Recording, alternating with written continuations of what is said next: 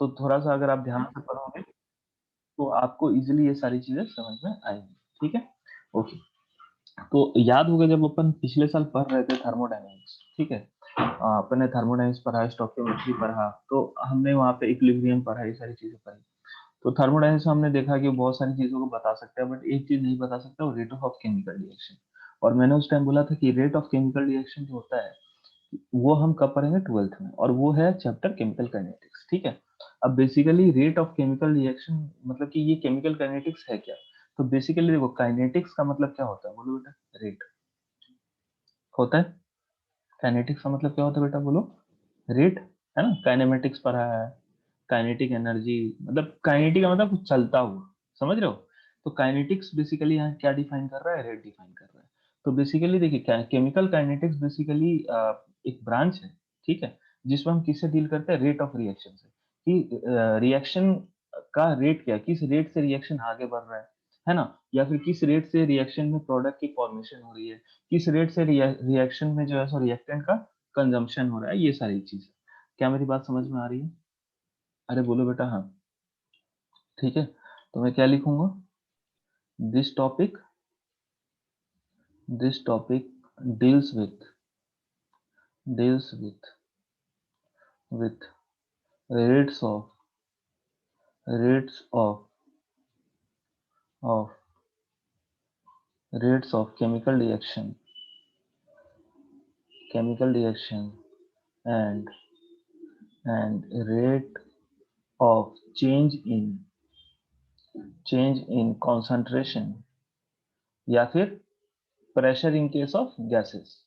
जैसे कि अगर मान लो गैस रिएक्ट कर रहा है, तो उस केस में क्या होगा, उसका आपने केमिकल इक्विलिब्रियम वगैरह में पढ़ा है ना, रिएक्टेंट है, धीरे धीरे प्रोडक्ट बन रहा है, अल्फा माइनस किया, तो उसमें क्या होता है, जब गैस होता है तो हम क्या करते हैं, बोलो, प्रेशर लेते हैं। तो चेंज इन कॉन्सेंट्रेशन या pressure in case of gases. क्या मेरी बात समझ में आ रही है?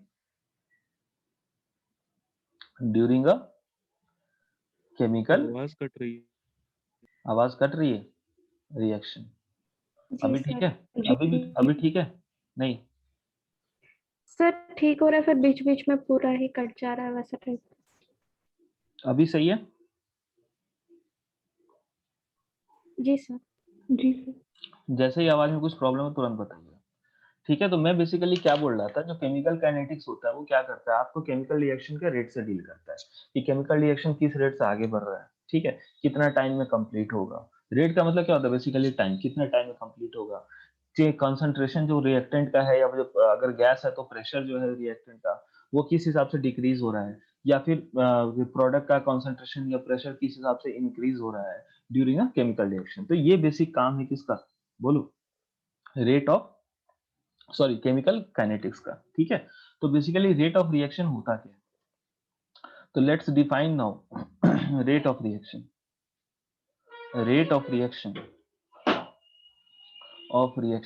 ठीक है, मैं इसको आर ओ आर लिखूंगा, ठीक है ना, बार बार फुल फॉर्म नहीं लिखूंगा, तो ध्यान में रखिएगा। इसको अपन वेलोसिटी ऑफ रिएक्शन भी बोलते हैं। वेलोसिटी का मतलब क्या होता है, बोलो बेटा, बोलो, वेलोसिटी क्या होता है, स्पीड, स्पीड प्लस डायरेक्शन, हाँ ठीक है, स्पीड होता है। ठीक है, केमिस्ट्री में वेलोसिटी स्पीड सेम चीज है। ठीक है, तो बेसिकली यहाँ पे अपन किस में डील करते हैं, स्पीड ऑफ रिएक्शन, किस रिएक्शन किस स्पीड से बढ़ रहा है। ठीक है, तो मान लेते हैं जैसे आपके पास कोई रिएक्शन है, ठीक है, लेट्स से ए से बी जा रहा है, ठीक है, ए से बी जा रहा है, ठीक है।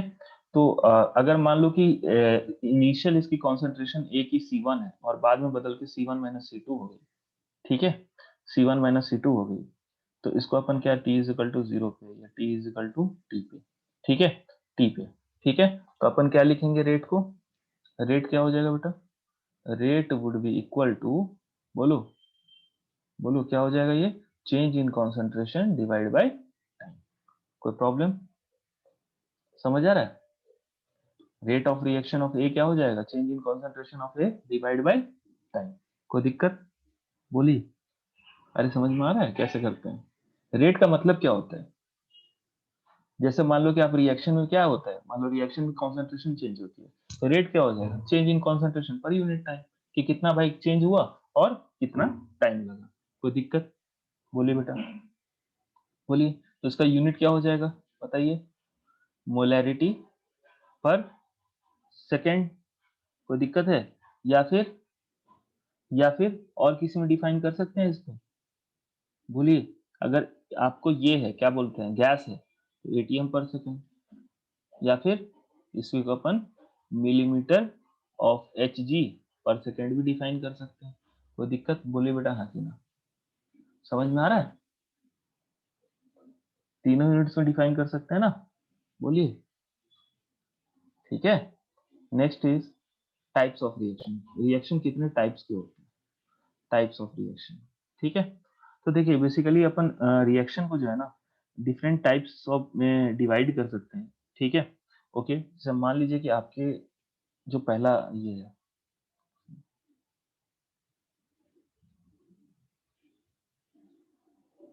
टाइप्स ऑफ रिएक्शन है, types of rate.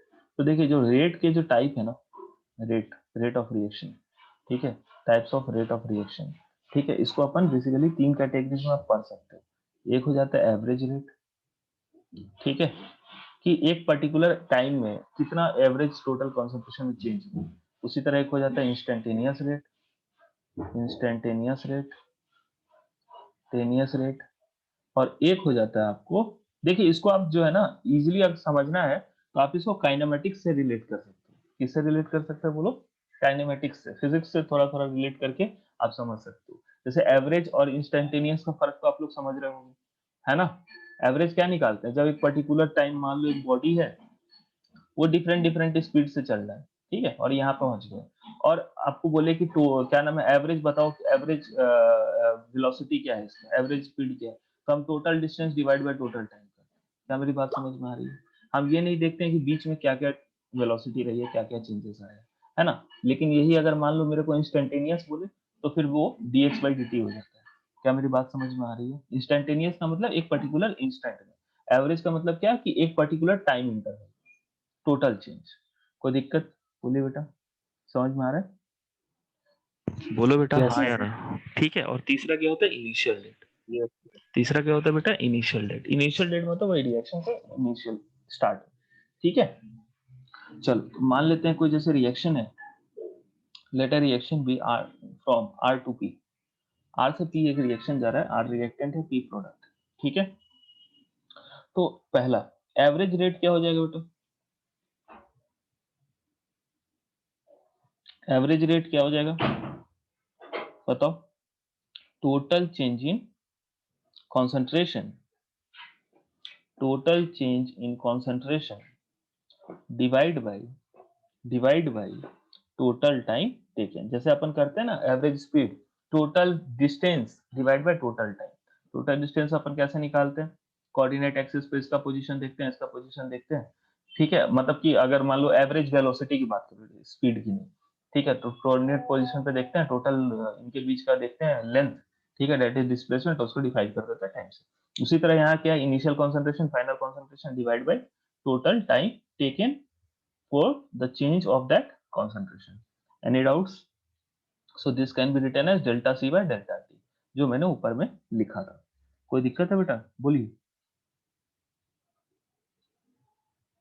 No sir अच्छा, रेट पॉजिटिव नो होता है, सर निगेटिव होता है, या दोनों हो सकता है? दोनों दोनों हो सकता है। कैसे भाई?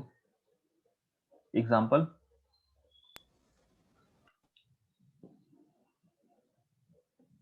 देखो, रेट को हमेशा हम पॉजिटिव डिफाइन करते हैं, भले वो डिक्रीज हो रहा हो, ठीक है, तो हम क्या लिखेंगे? Rate of decrease. लेकिन डिफाइन उसको हमेशा क्या करेंगे? बोलो बोलो।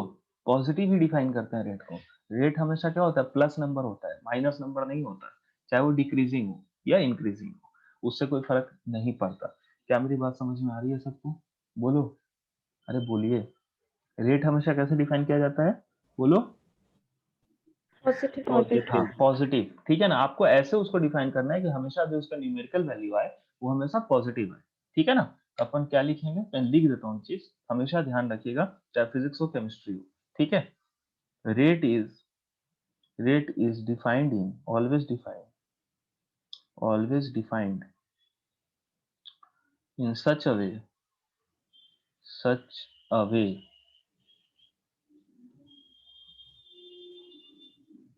in such a way that it always comes out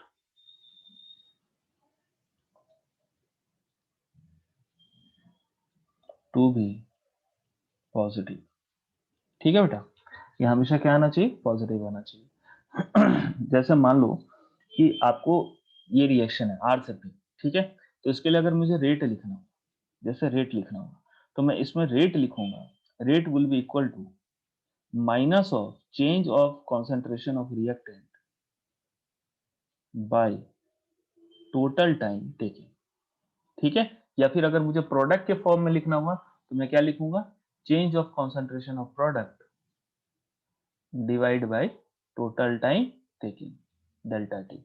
अब बेटा यहाँ मैंने माइनस क्यों डाला, देखिए एक चीज समझिए, जैसे मान लेते हैं कि इसका इनिशियल R से P जा रहा है, ठीक है, इनिशियल कॉन्सेंट्रेशन C1 है, थोड़ी देर बाद ये घट के हो गया, मान लो इसका घट के हो गया C2, तो चेंज कितने का आया बेटा, बोलो चेंज कितने का आया, C2 माइनस C1।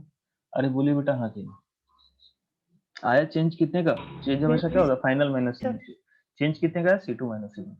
लेकिन आप एक चीज ध्यान देने वाली बात ये है कि ये जो है, सो अगर मैं C2 minus final minus initial करता हूँ और ये रिएक्टेंट है, इसकी कॉन्सेंट्रेशन कंटिन्यूअसली घटेगी। ठीक है, तो अगर मैं फाइनल माइनस इनिशियल करता हूँ तो हमेशा मेरे को ये क्वांटिटी क्या मिलेगी, बोलो बेटा नेगेटिव। अरे मिलेगी कि नहीं मिलेगी, बोलिए हाँ कि ना, मिलेगी। लेकिन अपन को रेट कैसे डिफाइन करना है हमेशा, बोलिए positive.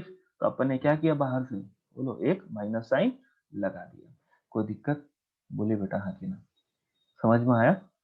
No yes sir. Okay, उसी तरह बेटा देखिए प्रोडक्ट में कोई दिक्कत नहीं, प्रोडक्ट तो इनिशियली जीरो है, प्रोडक्ट इनिशियली क्या है, जीरो है, और प्रोडक्ट का मतलब ये होता है जो बढ़ता है। ठीक है, तो अगर ये जीरो है और बढ़ रहा है, बढ़ के मान लो ये C1 से C2 हो गया, ये हो गया आपको, इसका कॉन्सेंट्रेशन कितना हो गया, जितना ये घटा, मान लेते हैं कि ये घटा, जो भी मान लेते हैं कि इसकी फाइनल कॉन्सेंट्रेशन कुछ हो गई C डैश, ठीक है, तो C डैश माइनस जीरो तो हमेशा ही पॉजिटिव ही होगा ना, C डैश ही होगा, तो यहाँ पे कोई माइनस साइन लगाने की जरूरत नहीं है। और एक चीज ध्यान रखिएगा, यहाँ पे क्या बेसिकली कि जिस रेट से, मतलब कि यहाँ पे आप बेसिकली क्या कर रहे हो, आपको समझ में आ रहा है ना, मैं आगे और आपको थोड़ा डिटेल में चीजें बताऊंगा, उसके लिए टेंशन मतलब, ये बेसिक आउटलेट मैंने दिया है, ये बेसिक आउटलेट बेसिक डेफिनेशन बताया है। ठीक है, आगे मैं आपको बताऊंगा कि यहाँ क्या स्टोकियोमेट्री डालने पे क्या चेंजेस आते हैं, नॉन दैट। कोई दिक्कत है बेटा, बोलिए हाँ कि समझ में आया। ठीक है, ये एकदम बेसिक वाली चीज है। ठीक है, अब जो रेट है वो रिएक्टेंट का और प्रोडक्ट का यहाँ बराबर है। अब बराबर होने का रीजन ये है कि यहाँ पे देखो जिस रेट से प्रोडक्ट घटेगा उसी रेट से, देखो इसका एक मोल इसका एक मोल दे रहा है ना, क्या मेरी बात समझ में आ रही है, इसका रिएक्टेंट का एक मोल प्रोडक्ट का क्या दे रहा है, एक मोल दे रहा है, तो जिस रेट से रिएक्टेंट घटेगा उसी रेट से प्रोडक्ट क्या होगा, बोलो बनेगा। इसीलिए यहाँ पे रेट ऑफ रिएक्शन भी क्या है, बोलो दोनों के बराबर। क्या मेरी बात समझ में आ रही है, और दोनों एक दूसरे के भी बराबर, कोई दिक्कत, अरे बोलिए, नहीं समझ में आया बात, नो सर आ गया, वेरी गुड, ओके चलिए ठीक है। जहां नहीं आया आप लोग बोलेंगे तब मुझे पता लगेगा कि हाँ भाई नहीं आ रहा है या क्या चीज हो रही है। ठीक है, चुप रहोगे तो मुझे कुछ नहीं पता लगेगा। ठीक है, ओके, तो बेसिकली ये आपको इसका हिसाब किताब है। ठीक है, चलिए अब आगे बढ़ते हैं हम। ठीक है, आगे बढ़ते हैं। सेकंड होता है बेटा इंस्टेंटेनियस, इंस्टेंटेनियस, इंस्टेंटेनियस। इंस्टेंटेनियस का मतलब आप लोग समझते हो, बोलो इंस्टेंटेनियस का मतलब क्या होता है, जो एक पर्टिकुलर पॉइंट पे हो रहा है एकदम, t is equal to delta T का, वहां पे क्या होता है इंस्टेंटेनियस रेट में क्या होता है, बोलो डेल्टा टी क्या होता है आपको, बोलो जीरो। तो यहाँ पे इंस्टेंटेनियस में क्या हो जाएगा, रेट इंस्टेंटेनियस रेट में आपका डेल्टा टी क्या हो जाएगा बेटा, tending to zero, delta C by delta T. कोई प्रॉब्लम, बोलिए बेटा, बोलिए। सर आपकी वॉइस थोड़ी कट गई थी। मैंने बोला इंस्टेंटेनियस रेट क्या होगा बेटा, बोलो जहां पे आप एक पर्टिकुलर पॉइंट पे करते हो, जहां पे जो डेल्टा टी होता है वो एकदम मिनिमम होता है, इनफाइनाइटेसिमली स्मॉल होता है। इंस्टेंटेनियस का मतलब क्या होता है, एक पर्टिकुलर इंस्टेंट पे, तो पर्टिकुलर इंस्टेंट के लिए अपन क्या करेंगे, डेल्टा टी को क्या करेंगे, टेंडिंग टू जीरो करेंगे। और delta C by delta T change है आपको, तो डेल्टा टी टेंडिंग टू 0, तो ये ओवरऑल क्या हो गया बोलो, इंस्टेंटेनियस रेट। या फिर इसको आप ऐसा भी लिख सकते हो डीसी बाय डीटी। कोई दिक्कत बोले बेटा, कोई दिक्कत है? नो कोई दिक्कत है नहीं है ना? अच्छा इसको अगर देखो डीसी बाय डीटी होगा क्या, तो क्या ये slope of concentration time graph है? अरे बताइए सर, हाँ कि नहीं? अरे बोलिए सर, है ना? कंसंट्रेशन वर्सेस टाइम का ग्राफ बनाएंगे तो डीसी बाय डीटी क्या होगा उसका, बोलो, स्लोप नहीं होगा? Yes sir. ठीक है, मैं बना के दिखाता हूँ, टेंशन ना लो। ठीक है, टेंशन ना लो, मैं बनाता हूँ।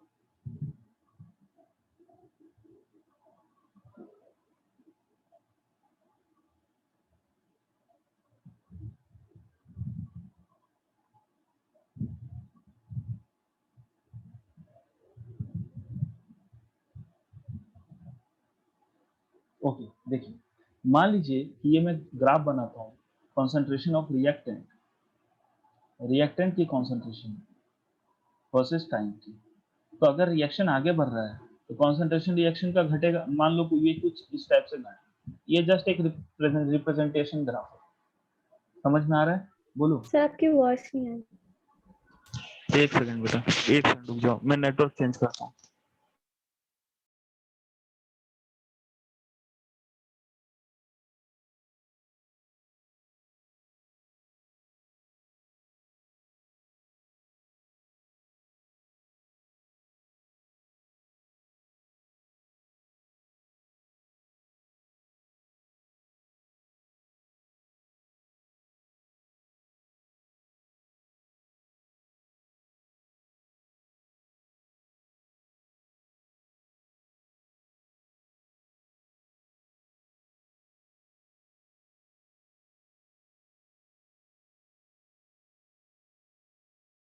हेलो, अभी बेटा सही आ रही है? Hello, yes sir. यस अभी ठीक है, एकदम क्लियर? जी सर। ओके ग्रेट, ठीक है। चलिए, तो बेसिकली इस पॉइंट का जैसे मान लेते हैं कि लेट से यहाँ पे कंसंट्रेशन है रिएक्टेंट की C1, अब यहाँ पे घट के हो गई मान लेते हैं C2, ठीक है। यहाँ पे है टाइम इंटरवल T1 और यहाँ पे टाइम इंटरवल क्या है बेटा, टाइम क्या है बोलो, T2, ठीक है। तो अपन डेल इसको कैसे डिफाइन करेंगे, एवरेज रेट को कैसे डिफाइन करेंगे, तो C2 minus C1 minus of C1 minus C2 divide by C2 minus T1। और इंस्टेंटेनियस रेट क्या हो जाएगा बताओ, कि यहाँ पे जो टेंजेंट जाएगा, यहाँ पे जो स्लोप है ये थोड़ा सा टेढ़ा हो गया है, तो आप इसको ऐसे कर लो, ठीक है। यहाँ पे जो पर्टिकुलर इंस्टेंट पे जो जो टेंजेंट जाएगा टेंजेंट, ठीक है, स्लोप ऑफ टेंजेंट यही होता है ना बेटा, स्लोप ऑफ टेंजेंट, ठीक है। यही क्या है आपको बताओ, क्या डीसी बाई डीटी है? ये सब तो छोटी छोटी चीजें आप जानते होंगे ना फिजिक्स में, अरे बोलो, पता है ना? जी या सर। मैथ्स में भी पढ़ा होगा ये सारी चीजें, है ना? तो स्लोप ऑफ टेंजेंट यहाँ पे क्या है बेटा, बोलो, डीसी बाई डीटी, ठीक है। कोई दिक्कत? उसी तरह अगर मैं प्रोडक्ट की ग्राफ बनाऊं,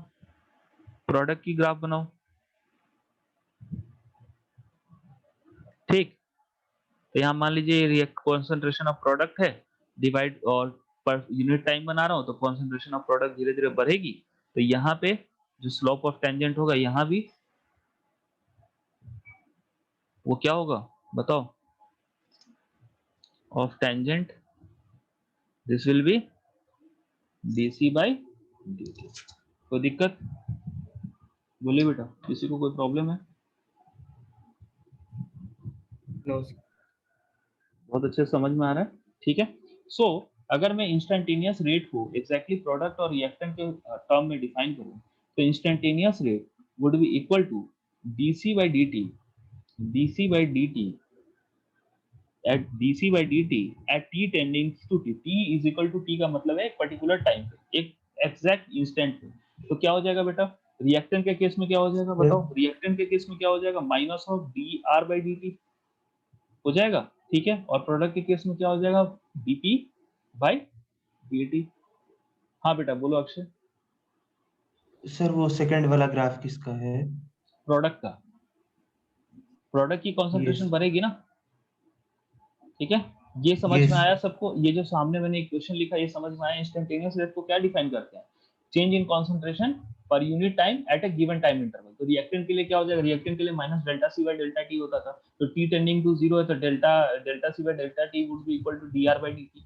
ठीक है ना? आ रही बात समझ में? और मतलब रिएक्टेंट के लिए डीसी बाय डीटी हो जाए ना, तो रिएक्टेंट के लिए क्या लिखेंगे? Minus of dc by dt. Product के लिए क्या लिखेंगे? DP bye DT. रिएक्टेंट के लिए minus of D R by dt इसलिए लिख रहा है, rate of change of reactant by time इसलिए लिख रहे हैं क्योंकि रिएक्टेंट के केस में कॉन्सेंट्रेशन क्या होता है? घटता है, इसलिए माइनस लगाना पड़ेगा। क्या मेरी बात समझ में आ रही है? अरे बोलो। Yes sir. और सबसे बड़ी बात है कि आपको ये ग्राफ से दिख रहा होगा, सबसे जो इम्पोर्टेंट चीज है, इतना तो सोचने की जरूरत ही नहीं है, ये ग्राफ से आपको ये दिख जाना चाहिए कि यहाँ पे स्लोप क्या है बेटा? बोलो, नेगेटिव है? अरे बोलिए सर हाँ कि ना? Yes sir. और प्रोडक्ट के केस में क्या है? स्लोप पॉजिटिव है, तो इसलिए नेगेटिव है। तो नेगेटिव को पॉजिटिव बनाने के लिए आपको नेगेटिव एक एक्स्ट्रा लगाना पड़ेगा ना। यहाँ पे D R by D T का वैल्यू क्या है बताओ? नेगेटिव है ना? बोलिए यहाँ पे। अरे दिख रहा है? सर थोड़ा स्क्रीन नीचे करेंगे।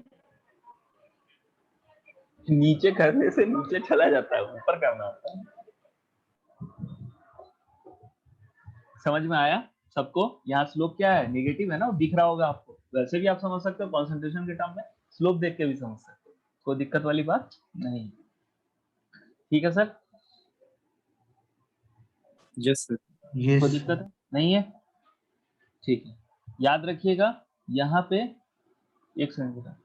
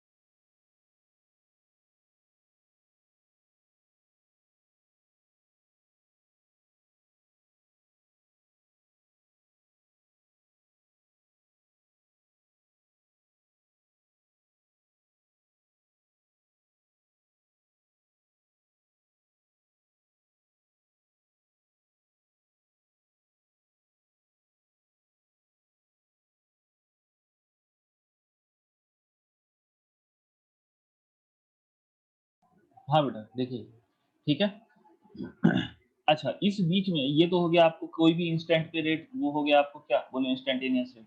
अच्छा, अगर इसी ग्राफ में मैं एवरेज रेट देखूं, तो एवरेज रेट मान लो C1 से C2 कॉन्सेंट्रेशन चेंज हुआ है, तो यहाँ पे एवरेज रेट कैसे डिफाइन करेंगे? रेट एवरेज कैसे डिफाइन करेंगे बेटा? इसी ग्राफ में एक ही साथ डिफाइन कर देता हूँ, बार बार नहीं बनाएंगे। Minus of delta R change in concentration of reactant by delta T, that is equal to minus of final concentration कितना है बेटा? बोलो, इस इंटरवल में फाइनल कॉन्सेंट्रेशन कितना है?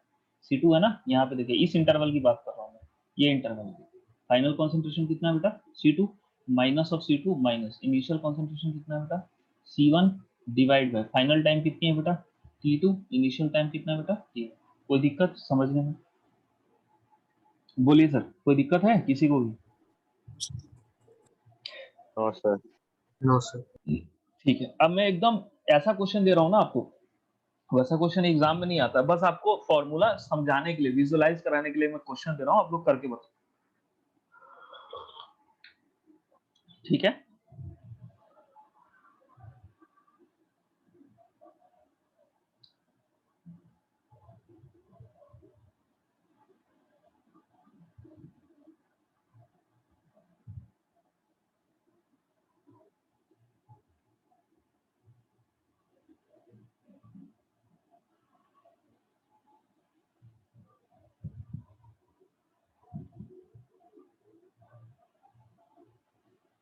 ठीक, चलिए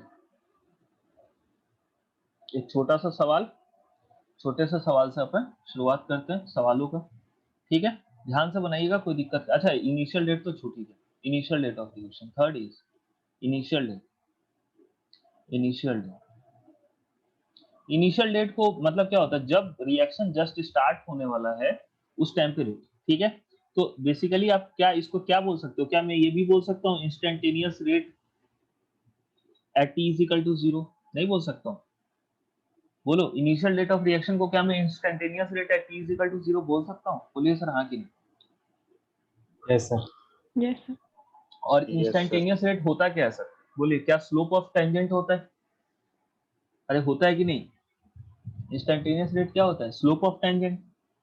अरे है ना? Yes. तो क्या मैं इसको लिख सकता हूँ slope at T is equal to 0? बोलिए सर, है ना? तो initial rate is nothing but instantaneous rate at T is equal to 0। Instantaneous भी लिख सकते हैं, इंस्टेंटेनियस। मैं पूरा ही नाम लिख देता हूँ ताकि आपको कोई कंफ्यूजन ना हो। इनिशियल, कोई प्रॉब्लम? बोलिए बेटा, कोई दिक्कत है? No, sir. ठीक है, okay. And it can be also defined as dc by dt at T is equal to 0। देखिए, सिंपल सी बात है। आपको रेट का मतलब होता है change in concentration per unit. T is equal to 0 पर डीसी बाय डीटी जो है दैट इज, बोलो, initial rate of change of concentration, ठीक है। चलिए क्वेश्चन देते हैं। From the concentration,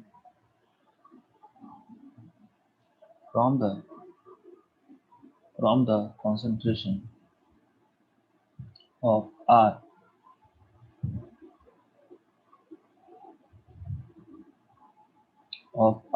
at different times given below, calculate the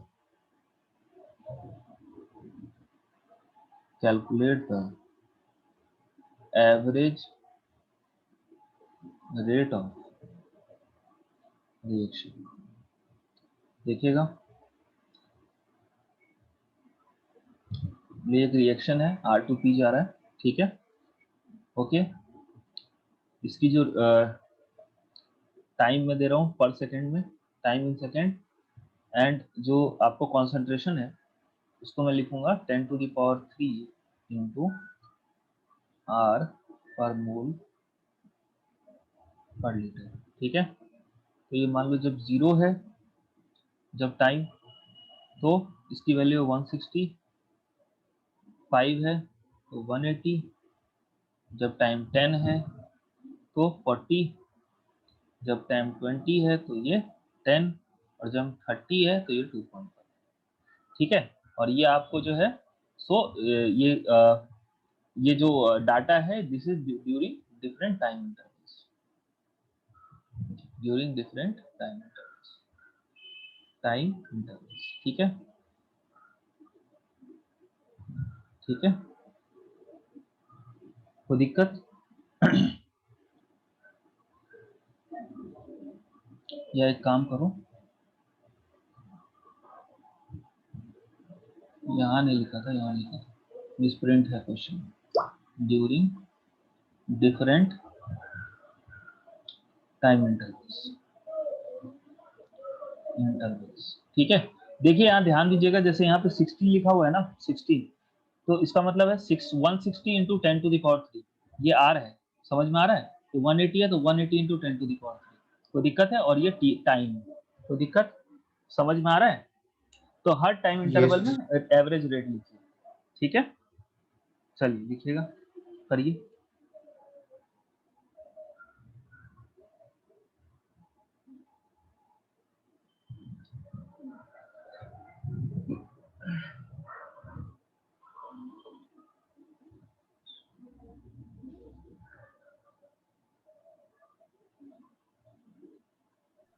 sir 160 के बाद 180 दिया हुआ है 5 सेकंड्स पे।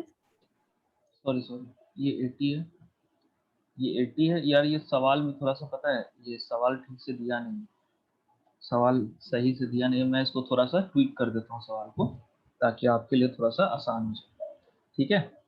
Average rate of reaction during different time interval, ठीक है।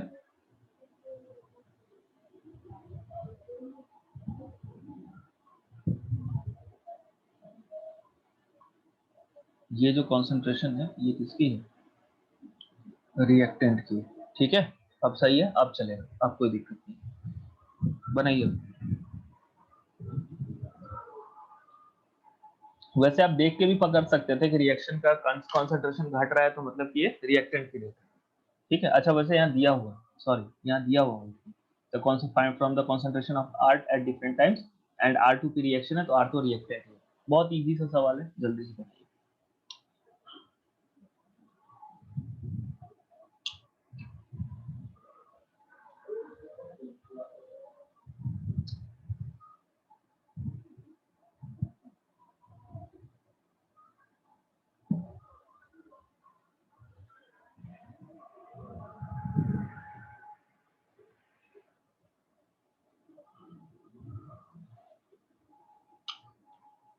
चार मिनट है टोटल इस सवाल को बनाने के लिए, 11:49 तक।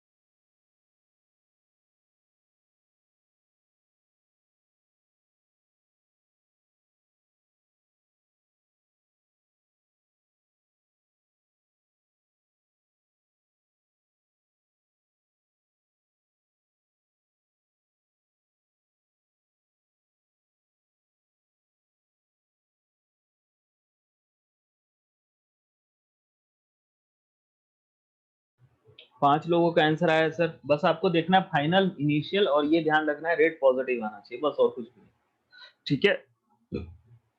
स्टार्ट करूं मैं?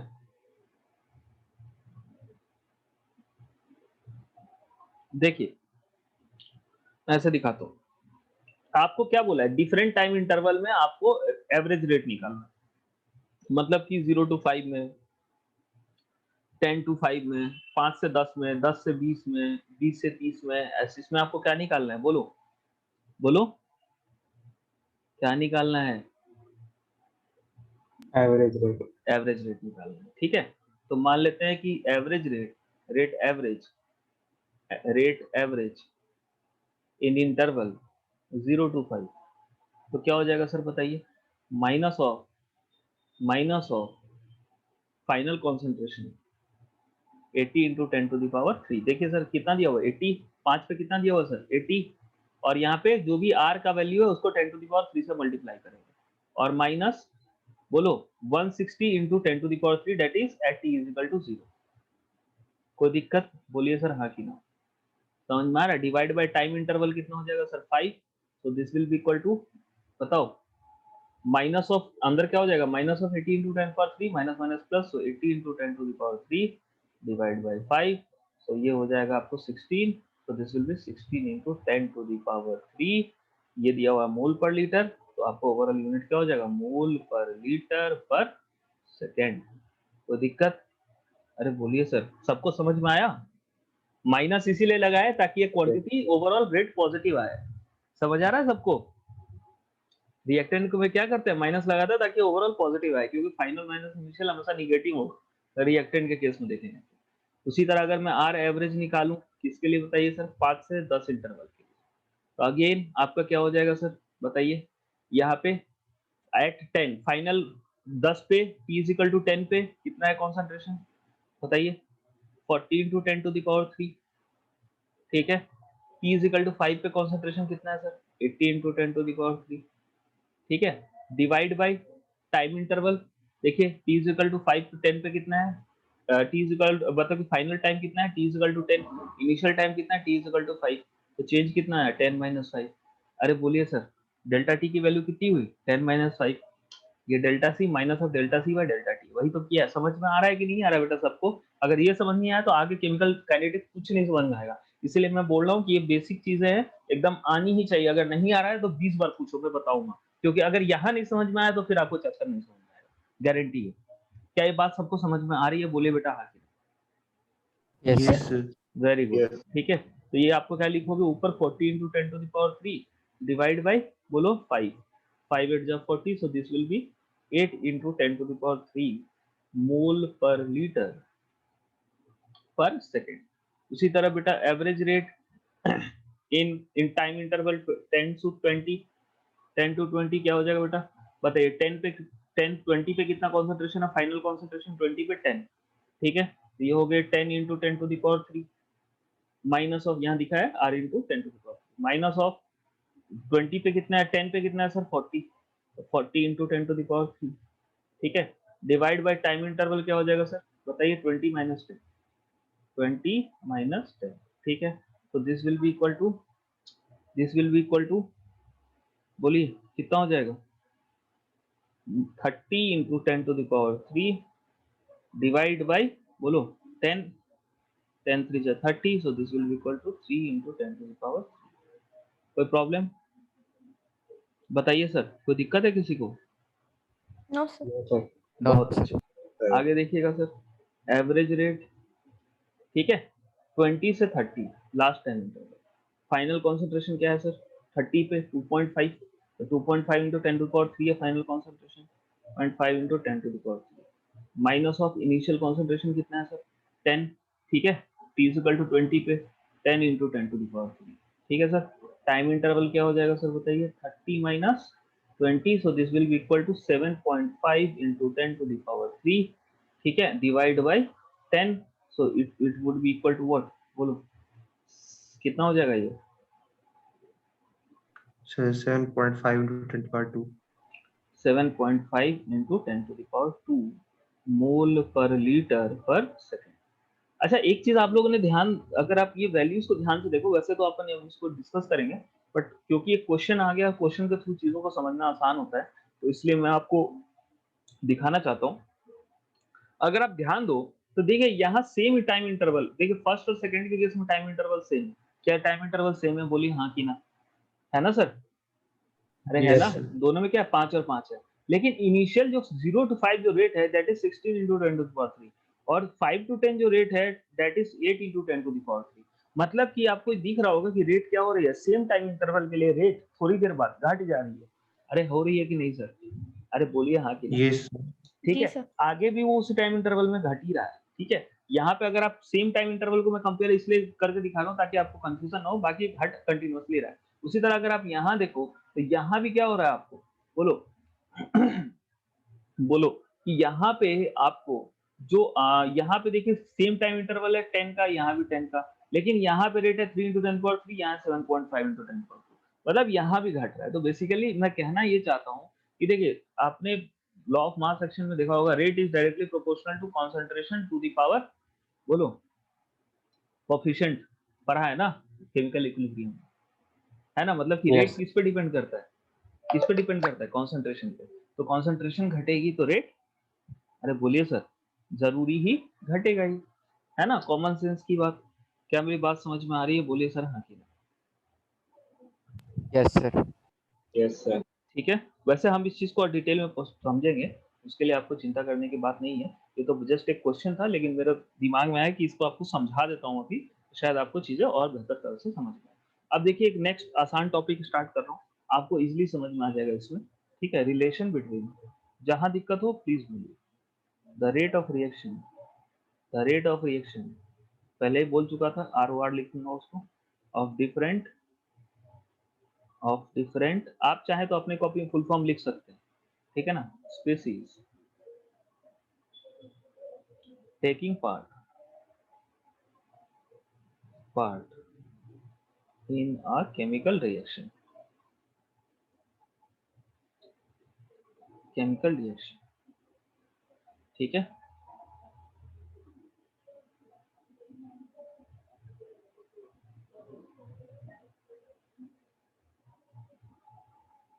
ठीक है, चलिए देखिएगा, आपको मैं इसको ऐसे समझाता हूँ एक एग्जांपल के थ्रू। मान लेते हैं आपके पास एक रिएक्शन है, N2 plus 3H2 gives 2NH3, ठीक है सर? अच्छा, क्या मुझे एक चीज समझाइए आप, क्या मुझे बताइए कि इस रिएक्शन का मतलब क्या है? इस रिएक्शन का मतलब क्या है? मतलब कि in the terms of stoichiometry क्या मतलब है? कौन बताएगा? सर 1 मोल नाइट्रोजन 3 मोल हाइड्रोजन मिलके 2 मोल NH3 बनाता है। वेरी गुड, है ना? मतलब 1 मोल जब नाइट्रोजन से कंज्यूम होता है, कि हम इसको ऐसे ही बोल सकता हूँ क्या कि 1 मोल जब नाइट्रोजन से कंज्यूम होता है तो 3 मोल किसका कंज्यूम होता है? बोलो, हाइड्रोजन का, है ना? सेम टाइम इंटरवल में, क्या मैं ऐसा बोल सकता हूँ? जी सर। जिस इंस्टेंट पे नाइट्रोजन का 1 मोल कंज्यूम हो रहा है, क्या उसी इंस्टेंट पे हाइड्रोजन का 3 मोल भी कंज्यूम नहीं हो रहा है? तभी तो रिएक्शन साथ में, मतलब एक साथ ही रिएक्ट कर, ये रिएक्ट कर रहे हैं ना। रिएक्ट करने का मतलब क्या है कि 1 मोल नाइट्रोजन 3 मोल हाइड्रोजन रिएक्ट कर रहा है, तो इसका मतलब क्या है कि एक पर्टिकुलर टाइम इंटरवल में, एक पर्टिकुलर इंस्टेंट पे 1 मोल नाइट्रोजन जब गायब हो रहा है तो 3 मोल हाइड्रोजन भी गायब हो रहा है। क्या मेरी बात समझ में आ रही है? बोलिए हाँ कि ना। Yes, sir. तो इस चीज से क्या प्रूव यस होता सर। है कि दोनों का जो रेट है कंजम्पशन का वो डिफरेंट है। अरे है कि नहीं? अरे है ना, कंजम्पशन का रेट डिफरेंट, एक का टाइम इंटरवल में 1 मोल जा रहा है और दूसरे का 3 मोल जा रहा है, तो दोनों डिफरेंट हुआ ना। 3 गुना है ना हाइड्रोजन का रेट कंजम्पशन का, है कि नहीं? Yes, sir. Yes, इसी sir. तरह अगर मैं अमोनिया की बात करूं तो क्या ये 2 गुना है नाइट्रोजन के रेट ऑफ कंजम्पशन से इसका रेट ऑफ फॉर्मेशन, या फिर हाइड्रोजन के रेट कंपैरिजन में 2/3 टाइम्स है ये नाइट्रोजन एंड अमोनिया का रेट ऑफ प्रोडक्शन? क्या ये है कि नहीं? बोलिए सर हाँ कि जी नहीं। सर। है ना? Yes. सबको समझ में आ रहा है ये चीज, बेसिक स्टोइकियोमेट्री? बोलिए। Yes. ठीक है, तो मैं यहाँ से क्या बोल सकता हूँ कि इट इज एविडेंट दैट, क्या बोल सकता हूँ? सबसे पहले मैं ऊपर लिख देता हूँ लाइन, ठीक है, कि it is evident that rate of reaction of all species taking part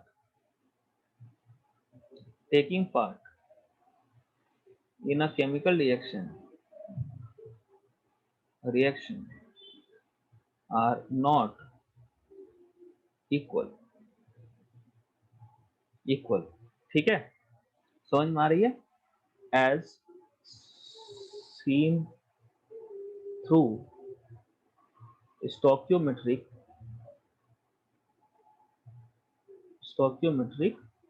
coefficients. अरे बोलिए सर हाँ कि ना, समझ में आ रहा है, ठीक है। तो यहाँ पे अगर मेरे को rate of reaction of N2 लिखना हो, मान लेते हैं rate of reaction of N2 तो मैं क्या लिखूंगा बताओ, बोला minus of decrease in concentration of N2 by dt, instantaneous rate लिख रहे हैं मान लो, कोई दिक्कत, minus of dN2 by d2 d into d of N2 by dt लिखेंगे। अरे बोलिए सर हाँ कि ना, लिखेंगे, Yes, sir. ठीक है। लेकिन अगर मेरे को rate of reaction of H2 लिखना, ठीक है, तो मैं क्या लिखूंगा बताइए, जब एक पर्टिकुलर टाइम इंटरवल में, H2 लिखना हो तो क्या लिखूंगा मैं बताओ, minus of D H2 by concentration of H2 में डिक्रीज डिवाइड dt। कोई दिक्कत, बोलिए सर, कोई दिक्कत है, नहीं है। No, sir. Rate of reaction of NH3 कितना हो जाएगा सर, क्या ये होगा d of NH3 plus of d NH3 by dt होगा सर, अरे बोलिए, यस सर। ठीक है। जी सर। अच्छा अब देखिए, अब आते हैं मुद्दे की बात पे। अब एक चीज बताइए, क्या ये जब 1 मोल घट रहा है तो 3 मोल घट रहा है, आप लोगों ने खुद ही बोला, बोलो, बोला आपने, यस। ठीक है ना, जब ये 1 मोल घट रहा है तो इसका क्या घट रहा है, बोलो, 3 मोल घट रहा है ना। तो मैं ऐसा, अगर मैं मान लो कि मुझे अगर रेट ऑफ रिएक्शन को अगर कंपेयर करना होगा, ठीक है, तो क्या मैं ऐसा नहीं लिखूंगा कि D of minus of D rate of decrease in of N2, अगर मेरे को इसको कंपेयर करना है किससे, हाइड्रोजन के रेट से, तो मैं क्या इसको ये नहीं लिखूंगा minus of 1/3 into D of H2 divide by dt। अरे बोलिए सर, ये समझ में आया, यस सर। सब समझ में आ रहा है सबको। सर दोबारा हाँ दोबारा बताओ, देखिए rate of reaction of N2 क्या है, minus of D N2 by dt, ठीक। जी rate sir. Of reaction of H2 क्या है, minus of D H2 by dt। अब क्या रेट ऑफ रिएक्शन ऑफ जो H2 है ये क्या 3 टाइम्स है D of N2 by dt, Yes, है sir. कि नहीं, ठीक है। तो अगर मेरे को इसको डी N2 बाई dt के टर्म में, अगर मेरे को डी N2 बाई dt और डी H2 बाई dt को बराबर करना है, तो क्या मुझे इसको, अगर ये 3 टाइम्स है डी H2 बाई dt, क्या इसको 3 से डिवाइड नहीं करना होगा, Yes, sir. Yes, sir. आ गया. समझ में आया, किसी को Yes, डाउट sir. है अभी भी तो पूछ लीजिए सर। देखिए जो रेट ऑफ N2 का डिक्रीज है, ठीक है, rate of reaction of N2 है, वो क्या है 1/3 time rate of reaction of H2, या फिर simple rate of reaction of H2 is 3 times the rate of reaction of N2। Now if I want to compare both these reaction, तो अगर मेरे को दोनों को इक्वेट करना है, तो क्या मुझे rate of reaction of H2 को 3 से डिवाइड नहीं करना होगा सर,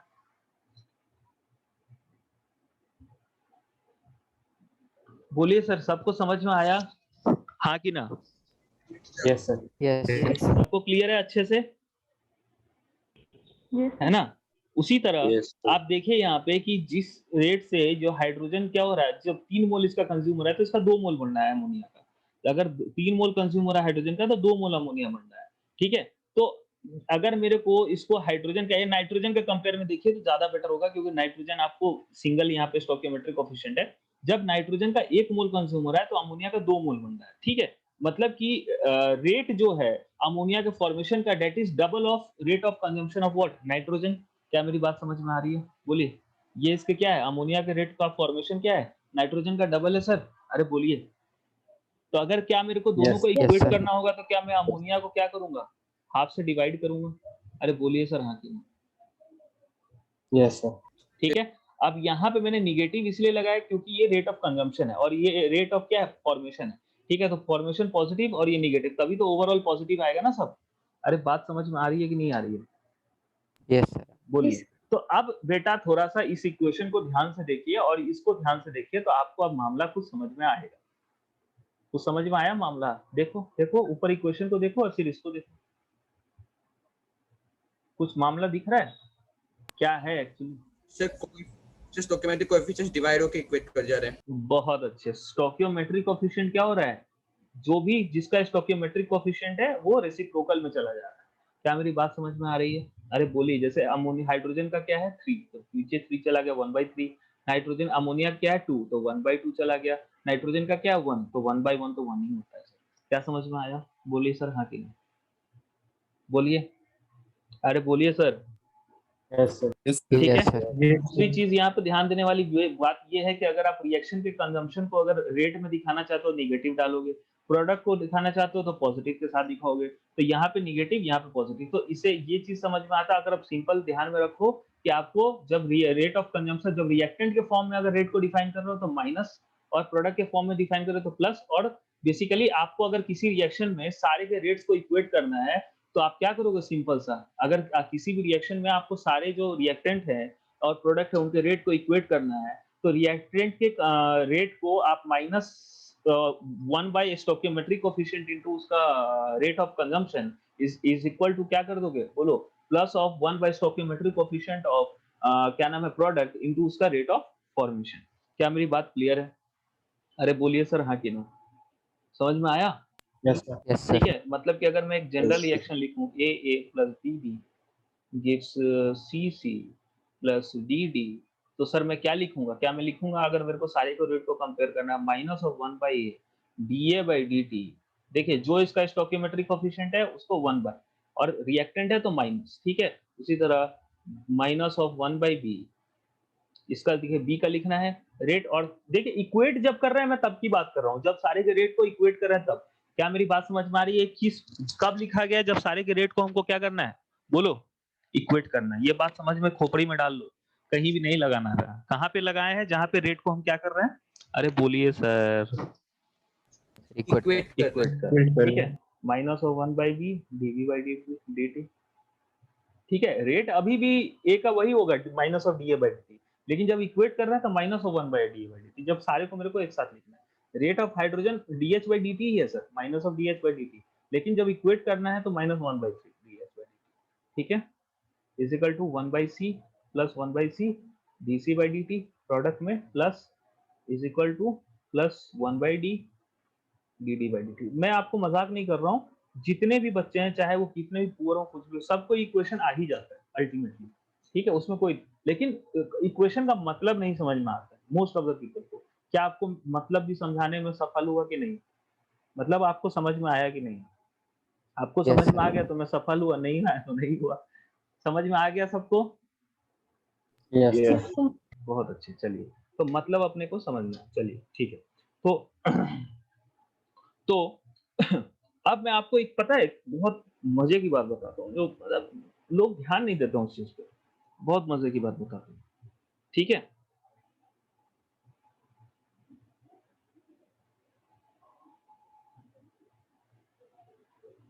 रिमेंबर रखिएगा हमेशा।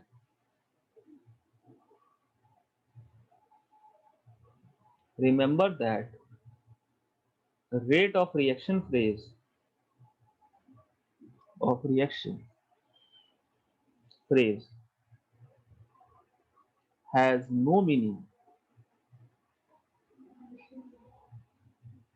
if a balanced equation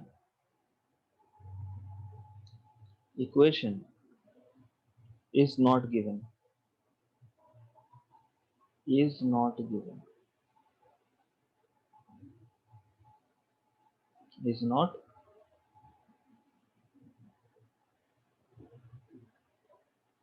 is not given. Hence rate of reaction phrase,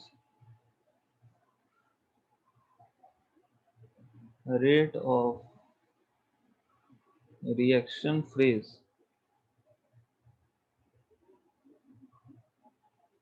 reaction phrase is always used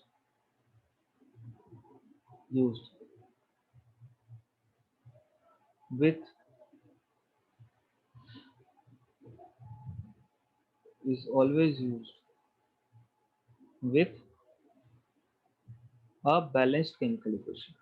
देखिए जो रेट ऑफ रिएक्शन अगर आपको कहीं निकालने के लिए बोला है, मेरी बात समझ में आ रही है, रेट ऑफ रिएक्शन कहीं निकालने के लिए बोला है तो एक पर्टिकुलर बैलेंस्ड इक्वेशन के लिए ही बोलेगा, एक पर्टिकुलर बैलेंस्ड इक्वेशन के लिए ही बोलेगा। आपको ऐसा नहीं बोलेगा कि अमोनिया के फॉर्मेशन का रेट ऑफ रिएक्शन ये है।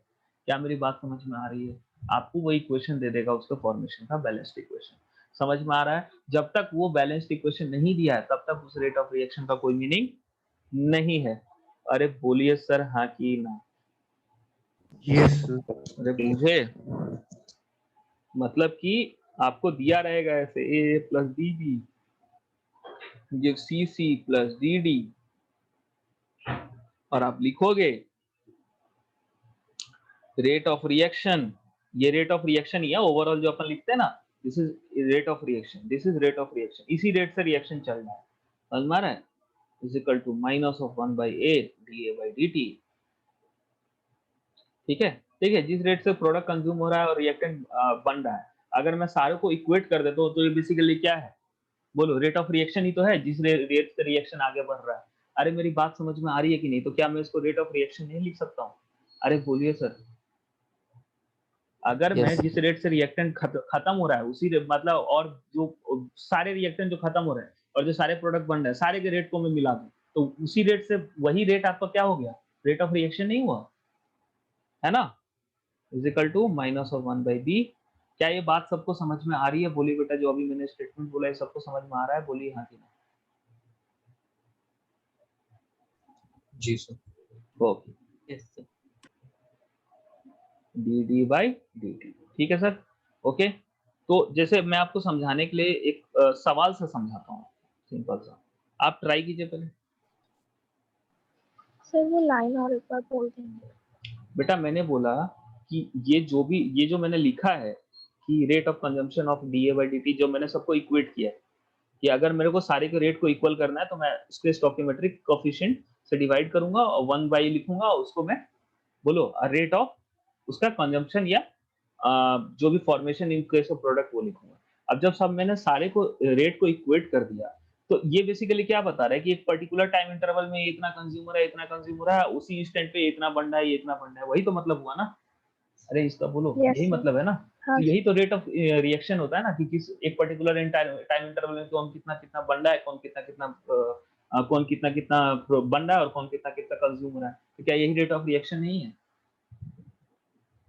Yes sir. नहीं समझ में आया? इस रिएक्शन, हाँ इसका सर। मतलब क्या है कि जिस रेट से बन रहा है उसी रेट से देखो, इसका जितना जितना एक पर्टिकुलर इस लाइन का क्या मतलब है कि एक पर्टिकुलर टाइम इंटरवल में ये जितना कंज्यूम हो रहा है ये उतना कंज्यूम हो रहा है, ये एक्स कंज्यूम हो रहा है, ये वाई कंज्यूम हो रहा है। ठीक है, उसी टाइम इंटरवल में ये जेड बन रहा है और ये मान लो कि जेड डैश बन रहा है। तो क्या उसी जो पर्टिकुलर टाइम इंटरवल में जो ये जो डिफरेंट डिफरेंट रेट्स हैं, तो यही आपको रेट ऑफ रिएक्शन नहीं हो गया? क्योंकि रेट ऑफ रिएक्शन तो वही होता है ना सर। समझ में आया आपको यस सर। कि हाँ रेट सर। ऑफ एक पर्टिकुलर टाइम इंटरवल में रिएक्शन कैसे आगे बढ़ रहा है? ठीक, कोई दिक्कत किसी को? Yes sir. अरे बोलिए सर, किसी को और किसी को प्रॉब्लम है, किसी को भी दिक्कत है सर तो बोल दीजिए। जो आप ये लिखते हो स्टेटमेंट वही आपका क्या है सर? बोलो, रेट ऑफ रिएक्शन। ठीक, आगे बढ़ जाएं। जी सर। चलिए यस सर। ठीक है, अब आपको मैं क्वेश्चन देता हूँ, पहले इसको आप खुद ट्राई कीजिए फिर मैं बताऊंगा। ये बेसिकली एक इलस्ट्रेशन है, बहुत इंपॉर्टेंट है। मैं चाहता हूँ आप सीखो, इसलिए पहले खुद ट्राई करो। व्हेन अगर आपने मेरे बातों पे ध्यान दिया होगा तो इसका आंसर आप तुरंत बता, और नहीं भी अगर दिया भी होगा, बहुत बार ऐसा भी होता है ध्यान से सुना है लेकिन फिर भी उसको अप्लाई नहीं कर पाते।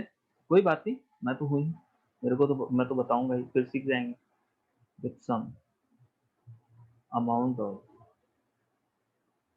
H2 in a container of fixed volume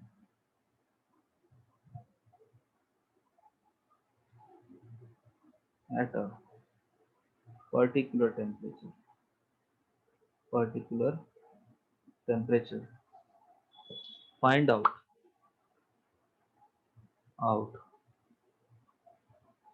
the rate of consumption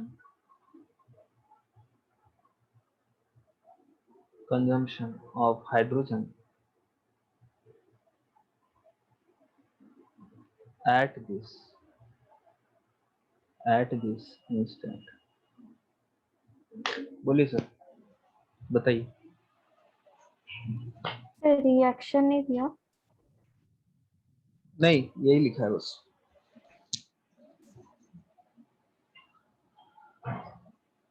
complete question. नहीं से मतलब बैलेंस रिएक्शन। नहीं बेटा, यही दिया होगा।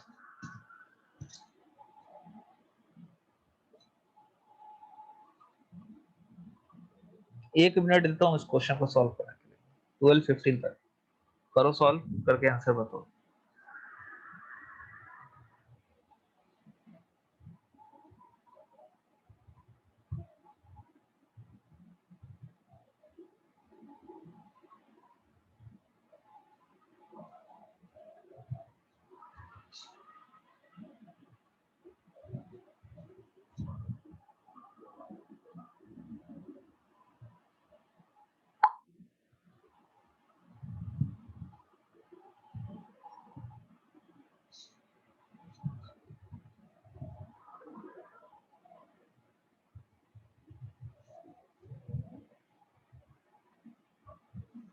हो गया?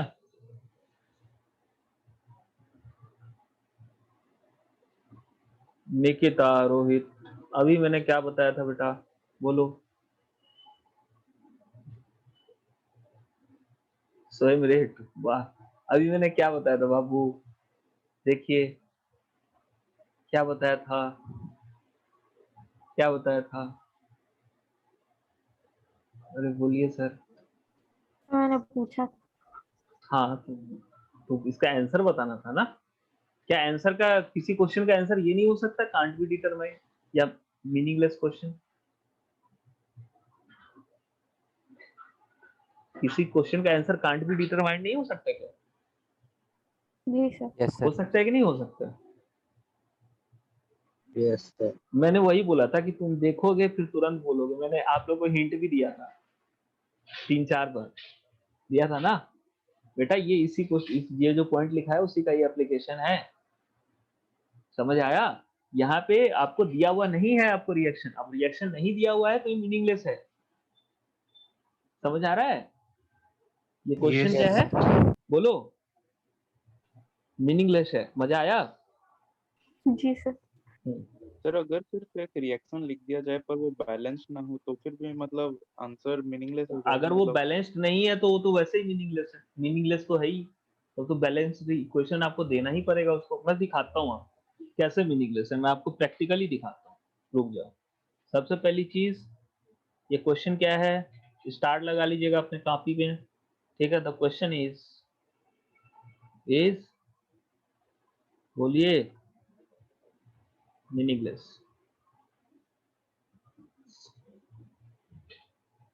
एज reaction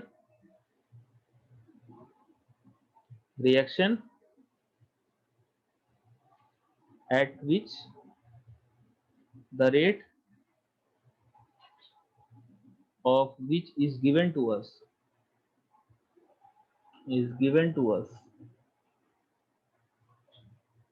is not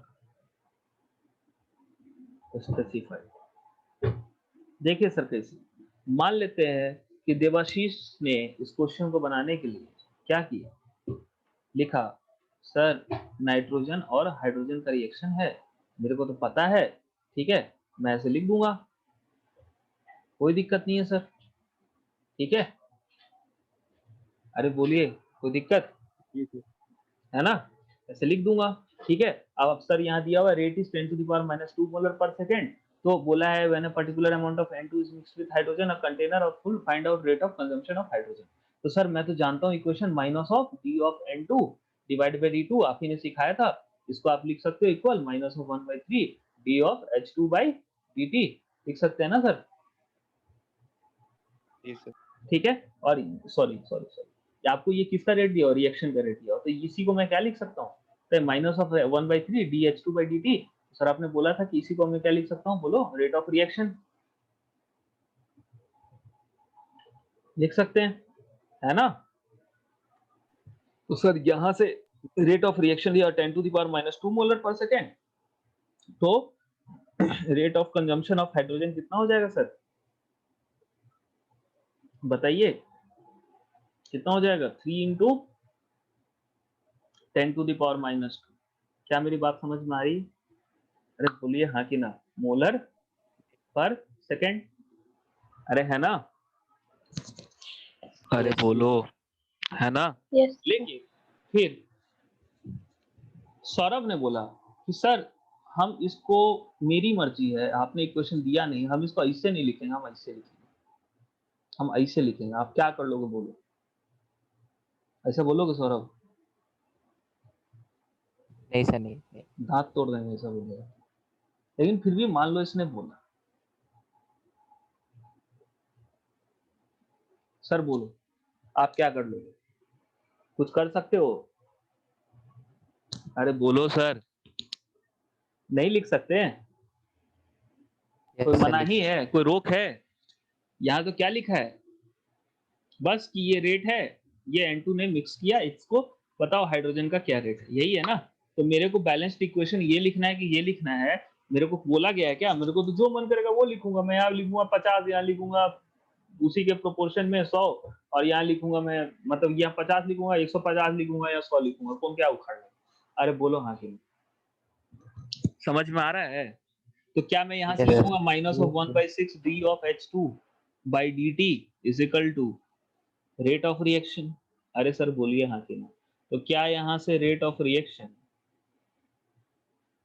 क्या हो गया, sorry d of minus of dH2 rate of consumption तो अपने को फाइंड करना है, वो क्या हो गया? Rate of reaction is 0 point कितना था, 10⁻³ ना? क्या ये हो गया 6 इंटू 10⁻³ 10⁻³ का ये कितना था, 10⁻², सॉरी 6 इंटू 10⁻²। अरे बोलिए सर, अरे बोलिए, अरे है ना? Yes, sir. यस सर अरे साला ये क्या हो गया, देखिए तो थोड़ा सा, ये क्या हो गया भाई? अरे बूझे सब लोग कि नहीं बूझे? Yes, sir.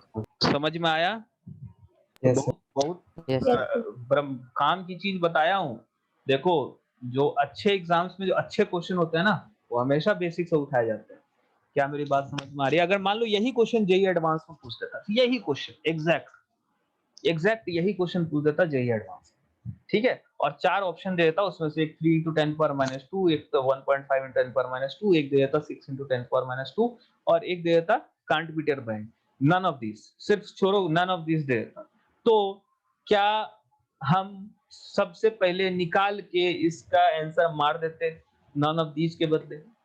ज्यादातर लोग, मैं सबकी बात नहीं कर रहा, बहुत सारे बच्चे तो जो जानते हैं वो मारेंगे ही, वो जेईई एडवांस निकालते हैं, वो नीट निकालते हैं। क्या मेरी बात समझ में आई? अरे बोलिए सर, ठीक है? जी सर। तो अपने को क्या करना है कि सिर्फ क्वेश्चन पे अटैक नहीं करना है, अटैक करना है पूरे से वेपन्स के साथ, पूरे ट्रेनिंग के साथ, ऐसे नहीं, मतलब समझ रहे हो तुमको क्वेश्चन को देखना है, समझना है कि ये बोल क्या रहा है। देखो जो नीट को अगर मैं थोड़ा सा ये करूं कि क्योंकि नीट में क्या है ना, टाइम बहुत कम होता है, नीट में क्या है, टाइम बहुत कम होता है, मतलब जिस हिसाब से क्वेश्चंस होते हैं उस हिसाब से समय कम मिलता है, ठीक है। बायोलॉजी में थोड़ा बहुत मैनेज हो जाता है क्योंकि उसमें ज्यादातर क्वेश्चन शायद 90% क्वेश्चन टिक वाले ही रहते हैं। क्या निकिता ऐसा ही है ना? लेकिन फिर भी जो टाइम मिलता है वो बहुत कम। अगर आप मान लो बायोलॉजी सेक्शन से आप कुछ टाइम बाई करके अगर फिजिक्स, केमिस्ट्री, फिजिक्स में लगाना भी चाहते हो तो वो जो आप बायोलॉजी से टाइम बाई करते हो फिजिक्स में ही चला जाता है। तो केमिस्ट्री में आप एक तरह से एवरेज अगर रखो तो आपको 1 मिनट पर क्वेश्चन ही मिलता है, ठीक है। तो मतलब उसमें उतना सोचने का टाइम नहीं है, इसीलिए उसमें उतना सा ट्विक क्वेश्चन नहीं करते, क्वेश्चन को ट्विक नहीं करते क्योंकि वहां पे फास्ट करना होता है चीजों को। लेकिन फिर भी दे तो सकता है ना, एग्जामिनर का मूड है भाई, कभी भी दे दिया उसी तरह। लेकिन जेई एडवांस में क्या होता है कि समय पूरा रहता है, बात समझ रहे हो कि नहीं समझ रहे हो? तो वो पूरा आपके दिमाग के साथ खेलने की पूरी कोशिश करता है। जो जेई एडवांस का जो पेपर बनाता है ना, तो उसके दिमाग में अगर वो थोड़ा भी बदमाश टाइप का रहा है ना, समझ रहे हो, जो लोगों की मौज लेना चाहता हो, क्या करेगा? अब बताओ बेटा इसमें क्या करेगा? थोड़ा सा घुमा देगा नीचे। समझ में आ रहा है कि नहीं आ रहा है? अरे बोलो। Yes. मौज लेने वाले कुछ Yes. लोग होते हैं ना, वो पकड़ा गए। तो वैसा ही इस बार देखो जो 2020 का पेपर आया था वो पक्का जो सेटर दिस सेट किया होगा मौज लेने वाला आदमी होगा। क्या समझ रहे हो बात? -2 कौन रखता है भाई मार्किंग? आज तक आईआईटी के इतिहास में -2 नहीं हुआ। और आईआईटी के जो पेपर सेट करने वाले होते हैं वो ज्यादातर मौज लेने वाले ही होते हैं। उनको मजा आता है परेशान करने में। क्या मेरी बात समझ रहे हैं? क्योंकि वो खुद इतने पढ़े हैं, तो सोचते हैं हम इतना पढ़ के आए हैं और ये लोग ऐसे ही बना लेगा, रुको बताते हैं। अरे समझ रहे हो कि नहीं समझ रहे हो? बोलो बेटा हाँ कि नहीं, Yes, sir. है ना? तो इस चीज का बेटा ध्यान रखिएगा, ठीक है? चलो।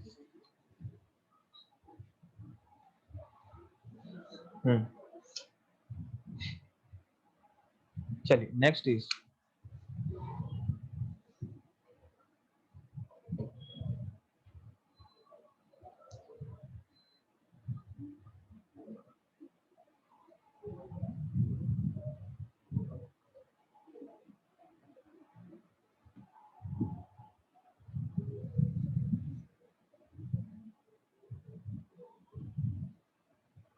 factors affecting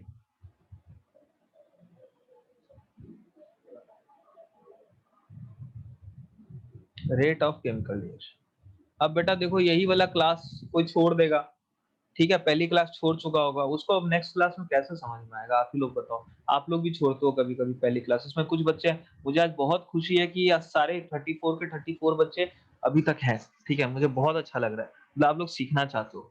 लेकिन यही चीज़ को अगर आप कभी भी क्लास मिस करते हो ना बीच में एक भी, तो फिर वो कंटिन्यूटी टूट जाती है, फिर आगे की समझ नहीं आती। वो आप लोगों को 1 साल के एक्सपीरियंस से पता लगा होगा। जैसे अभी मैं लास्ट क्लास में देखा कि करीब स्ट्रेंथ शुरू में था वही 32 33 और एंड में जो है सो लास्ट के 20 मिनट पहले जो है सो वो स्ट्रेंथ हो गया 26। अब जो आप में से, आप ही लोग में से कोई जो 34 बच्चे हैं उनमें से कोई है, आपको भी पता है कौन है, मुझे भी पता है कौन है। बस मैं इतना बोलना चाहता हूँ कि वो जो लास्ट के 15-20 मिनट में जो मैंने पढ़ाया, अगर वहीं से एक क्वेश्चन उठा के पूछ दे, भाई कितने एक चैप्टर से कितने क्वेश्चन आते हैं? एक मैक्सिमम, तो उससे ज्यादा तो नहीं आते हैं किसी एग्जाम में ना, ठीक है? अब वहीं से अगर उठा के पूछ दिया आपसे, ठीक है, एक ही क्वेश्चन उस चैप्टर से पूछा और वहीं से पूछ दिया, तो आपने जो पूरा चैप्टर पढ़ा और लास्ट का थोड़ा सा छोड़ दिया, तो वो तो आपका गया, फिर वो पूरा पूरा चैप्टर का मैंने। क्या मैं गलत बोल रहा हूँ बेटा? आप लोग बताओ। No, sir. बेटा मैं इसीलिए बोलता हूँ कि जो चैप्टर करो कंप्लीट करो, एकदम कंप्लीट पूरा, उसमें एकदम पकड़ होना चाहिए, ताकि आप जब आपका वो मेहनत बर्बाद ना जाए। अगर वो पर्टिकुलर सेक्शन आपका कमजोर छूट गया, तो देयर आर चांसेस कि वहां से क्वेश्चन पूछ देगा तो आप निपट जाओ, ठीक है? तो लक के भरोसे क्यों जाना एग्जाम हॉल में कि हाँ हाँ हमने तो यही पढ़ा यही आएगा, वो गारंटी नहीं, वो सेटर पे डिपेंड करता है कहाँ से क्वेश्चन सेट करता है।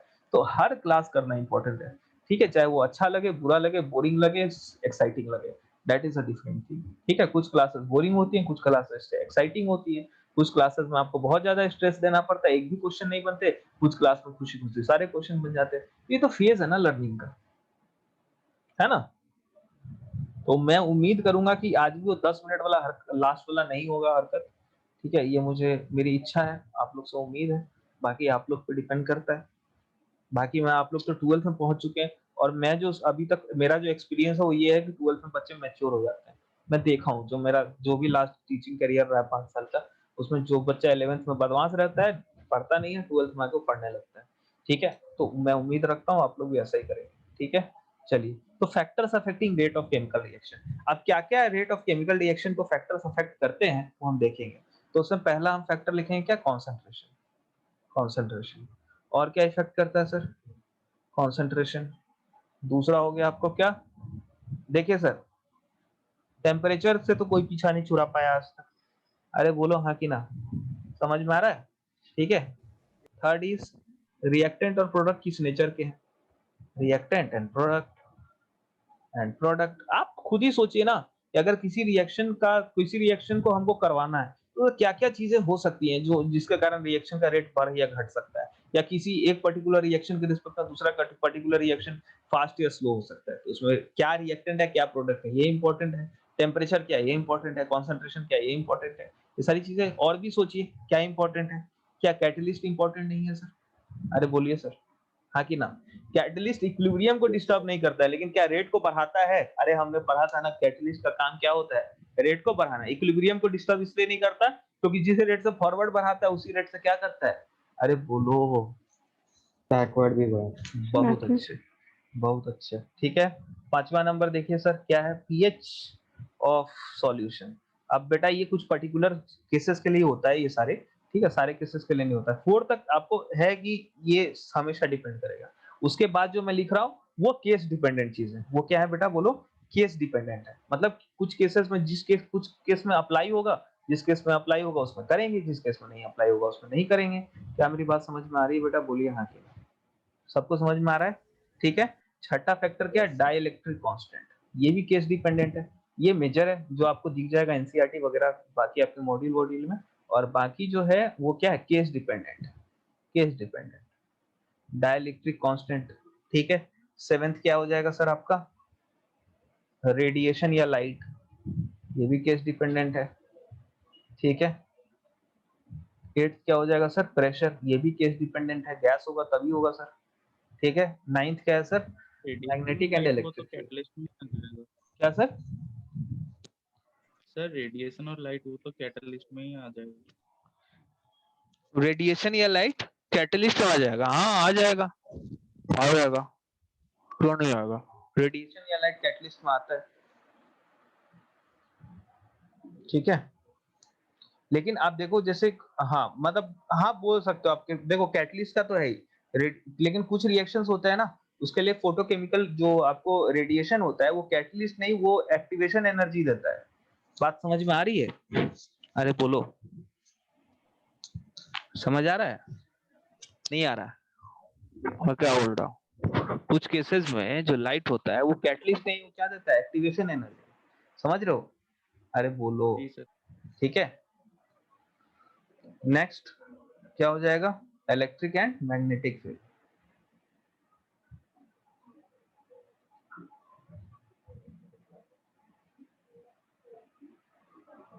ठीक है, चलिए एक एक करके देखते हैं।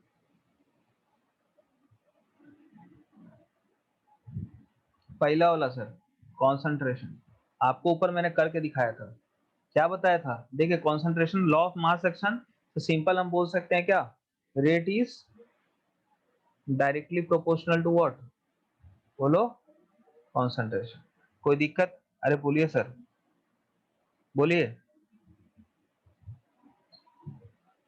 No sir. कोई दिक्कत है? तो क्या होगा बेसिकली बताइए? Rate of reaction decreases as T time increases. Time जैसे जैसे बढ़ेगा वैसे वैसे रेट ऑफ रिएक्शन घटेगा, since concentration of reactant decreases. कोई दिक्कत? सिंबल सिंबल समझ में आ रहा है कि पूरा लाइन लिखूं? आप लोग खुद से लिख लेना अगर लाइन लिखना हो तो, ठीक है सर। अरे बोलिए। Yes sir. टेम्परेचर का तो है ऐसा सीन कि कोई माइकलाल इसको चेंज लाने से रोक सकता नहीं है, लेकिन हम इसको कहाँ डिस्कस करेंगे? बोलो, बाद में अलग से डिस्कस करेंगे।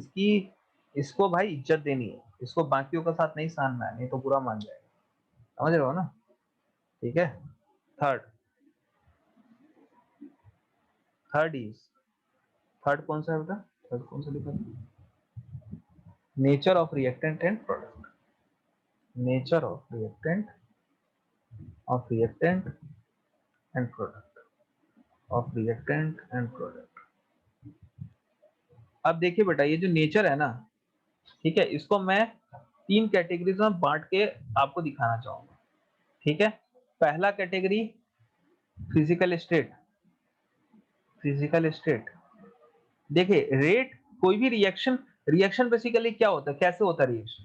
जब रिएक्टेंट्स कोलाइड करते हैं, क्या वैसे तभी रिएक्शन होता है? अरे बोलिए सर। जब रिएक्टेंट्स कोलाइड करते हैं, उनके बीच में बॉन्ड टूटता है, नया बॉन्ड बनता है, दैट इज अ रिएक्शन। क्या मेरी बात समझ में आ रही है? और ये बॉन्ड टूटता बनता कब है? जब रिएक्टेंट्स क्या होते हैं, बोलो? मॉलिक्यूल्स कोलाइड करते हैं। मोस्ट ऑफ द केसेस में तो यही होता है। अरे बोलिए हाँ कि ना, एक्सेप्ट वो डिकम्पोजिशन रिएक्शन। क्या मेरी बात समझ में आ यस रही है? सर। बोलिए हाँ कि ना। तो ये सबसे फास्ट किस में होगा भाई? कोलिजन सबसे फास्ट किस में होगा? क्या गैस में होगा? अरे बोलिए। उसका किस में होगा सर? लिक्विड में होगा। और उसका किस में होगा सर? बोलिए, सॉलिड में। इसीलिए सबसे तेज रिएक्शन किस में होता है सर? बोलिए। किसी भी रिएक्शन को सबसे फास्टेस्ट कराना हो तो उसमें क्या करो, उसको किस स्टेट में कराओ, बोलो, गैसियस स्टेट में, जहां Gas. पॉसिबल हो, जहां पॉसिबल हो, जहां आपको डिजायर्ड प्रोडक्ट मिल सके। ठीक है, आ रही बात समझ में? सिंस बोलो, rate of collision, of collision, rate of collision,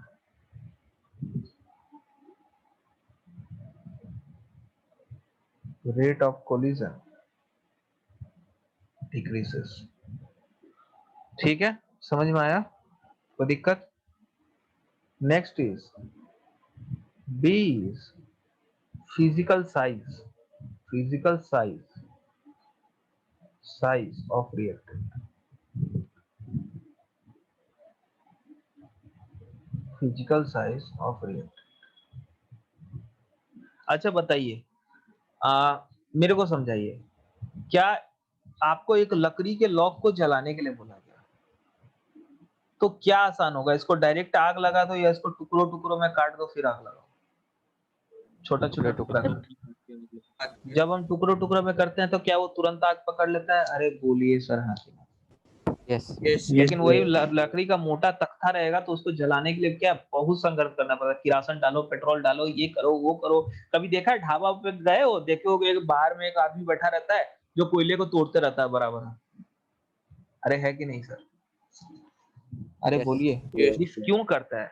ताकि कोयला जल्दी जले। लेकिन इसका रीजन क्या एग्जैक्टली, कि इसका रीजन ये है कि जब आप किसी चीज को तोड़ देते हो ना तो सरफेस एरिया क्या होता है, बोलो बेटा, बढ़ जाता है। अरे इंक्रीज हो बोलिए जाता सर, बोलिए, सरफेस एरिया क्या हो जाता है, बढ़ जाता है। तो जो जाता है। भी, तो बेसिकली अगर मान लो कि मेरे को सरफेस एरिया जब बढ़ गया तो जो रिएक्शन जो आप करवा रहे हो, ठीक है, तो डायरेक्ट उस हर पार्टिकल को मिलने लगेगा। जो भी चीज आप चेंजेस दे रहे हो उसको, वो हर पार्टिकल को, बोलो, डायरेक्टली मिलने लगेगा, इजिली मिल पाएगा। लेकिन अगर वो मान लो क्लमजी है, सरफेस एरिया कम है, तो उस तक अंदर वाले पार्ट तक पहुंच नहीं पाएगा। क्या मेरी बात समझ में आ रही है? अरे बोलिए हाँ। Yes, sir. यस ठीक है, इसीलिए जब आप लकड़ी को छोटा छोटा कर देते हो तो चारों तरफ से उसको इग्निशन टेम्परेचर मिलता है, तुरंत जलता है। लेकिन अगर आप बड़ा सा रहता है तो थोड़ा पार्ट को मिला, थोड़ा पार्ट को नहीं मिला। ठीक है, तो basically reactant rate of reaction increases with increasing surface area. जैसे जैसे सरफेस एरिया बढ़ेगा वैसे वैसे रेट ऑफ रिएक्शन क्या होगा, बोलो, बोलो, बढ़ेगा। क्या मेरी साथ बात समझ में आ रही है?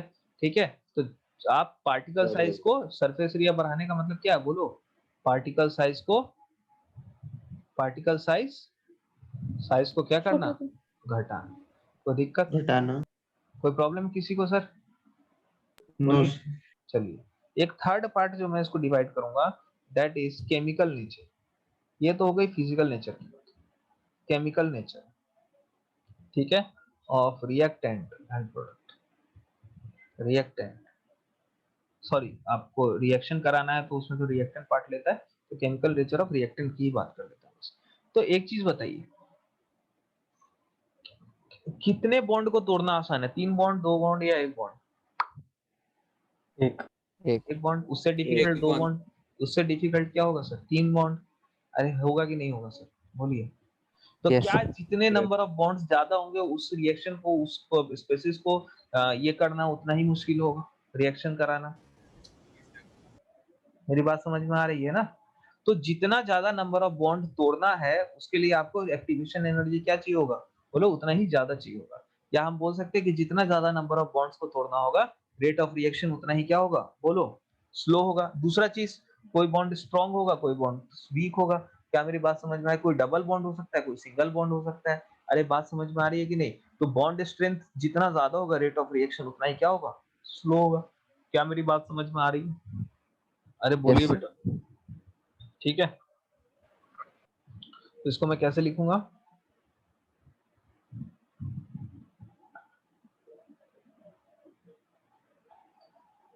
if more bonds are to be broken, the rate of reaction will be slow. The rate of reaction will be slow. If similarly bond strength is more, rate of reaction will be, बोलिए sir, slow. कोई दिक्कत? आगे बढ़ जाऊं? Yes. तीसरे point में तो 3 point, चौथा पॉइंट देखिएगा सर, फोर्थ पॉइंट देखिएगा, fourth point is effect of catalyst. देखो कैटलिस्ट उसको बोलते हैं जो रेट ऑफ रिएक्शन को क्या करे, बोलो, इंक्रीज करे। अरे बोलिए हाँ कि ना सर, ठीक है। तो इफेक्ट ऑफ कैटलिस्ट क्या हो जाएगा सर, ठीक है, बोलो। कैटलिस्ट करता क्या है बेसिकली, एक्टिवेशन एनर्जी को क्या कर देता है बेटा, कम कर देता है। बात समझ में आ रही है ना, बोलो, अरे Yes, बोलो, ठीक है। तो presence of positive catalyst lowers the positive catalyst, या इसको कैटलिस्ट भी बोलते हैं। पॉजिटिव कैटलिस्ट का मतलब सिंपल सा क्या है, बोलो। पॉजिटिव कैटलिस्ट का मतलब कि जो रेट ऑफ रिएक्शन को बढ़ा रहा है, और catalyst he rate of reaction बढ़ाता है। मतलब कैटलिस्ट को, पॉजिटिव कैटलिस्ट को कैटलिस्ट बोलते हैं, सिंपल सी बात, ठीक है। Catalyst presence of positive catalyst decreases the activation energy, hence rate of reaction increases. presence of negative catalyst negative catalyst मतलब क्या, नेगेटिव कैटलिस्ट को हम बोलते हैं इनहिबिटर। क्या बोलते हैं बेटा, बोलो, इनहिबिटर, जो रिएक्शन को क्या करता है, धीरे करता है, ठीक है। प्रेजेंस ऑफ नेगेटिव कैटलिस्ट क्या होगा, बोलो, रिएक्शन को स्लो कर देगा, तो एक्टिवेशन एनर्जी इंक्रीज होगा। कैसे स्लो होगा, hence rate of reaction. Inhibitor क्या करता है, एक्टिवेशन एनर्जी को बढ़ा देता है, तो रेट ऑफ रिएक्शन क्या होगा, बोलो, सॉरी, डिक्रीज हो जाएगा। कोई दिक्कत? अरे बोलिए हाँ कि ना, समझ में आया? Yes, sir. ठीक है, चलिए नेक्स्ट इज, अब देखिए फिफ्थ वाला क्या है, effect of catalyst, sorry, pH of solution, effect of pH. अब देखिए कुछ पर्टिकुलर रिएक्शन होते हैं वो आपको एसिडिक मीडियम में होंगे, कुछ पर्टिकुलर रिएक्शन होते हैं वो क्या होंगे, बोलो, बेसिक मीडियम में। क्या मेरी बात समझ में आ रही है? अरे बोलो हाँ कि ना, ठीक है। अरे बोलो, जैसे कि मान लो FeCN6 4 ठीक है, this gets converted to FeCN6 3 in the presence of titanium plus 3 ठीक है। अब ये रिएक्शन जो है, this reaction takes place in, ये रिएक्शन आपको, बोलो, एसिडिक मीडियम में एप्रिसिएबल रेट से होता है, बहुत फास्ट होता है, बट बेसिक मीडियम में होता ही नहीं है। क्या मेरी बात समझ में आ रही है? Takes place in,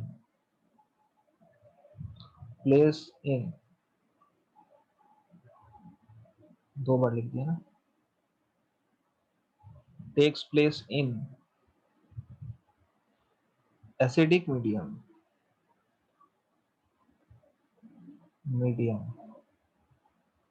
with appreciable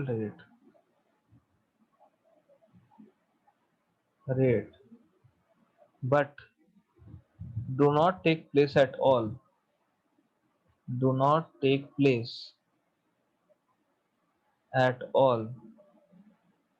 in basic medium। कोई दिक्कत है सर?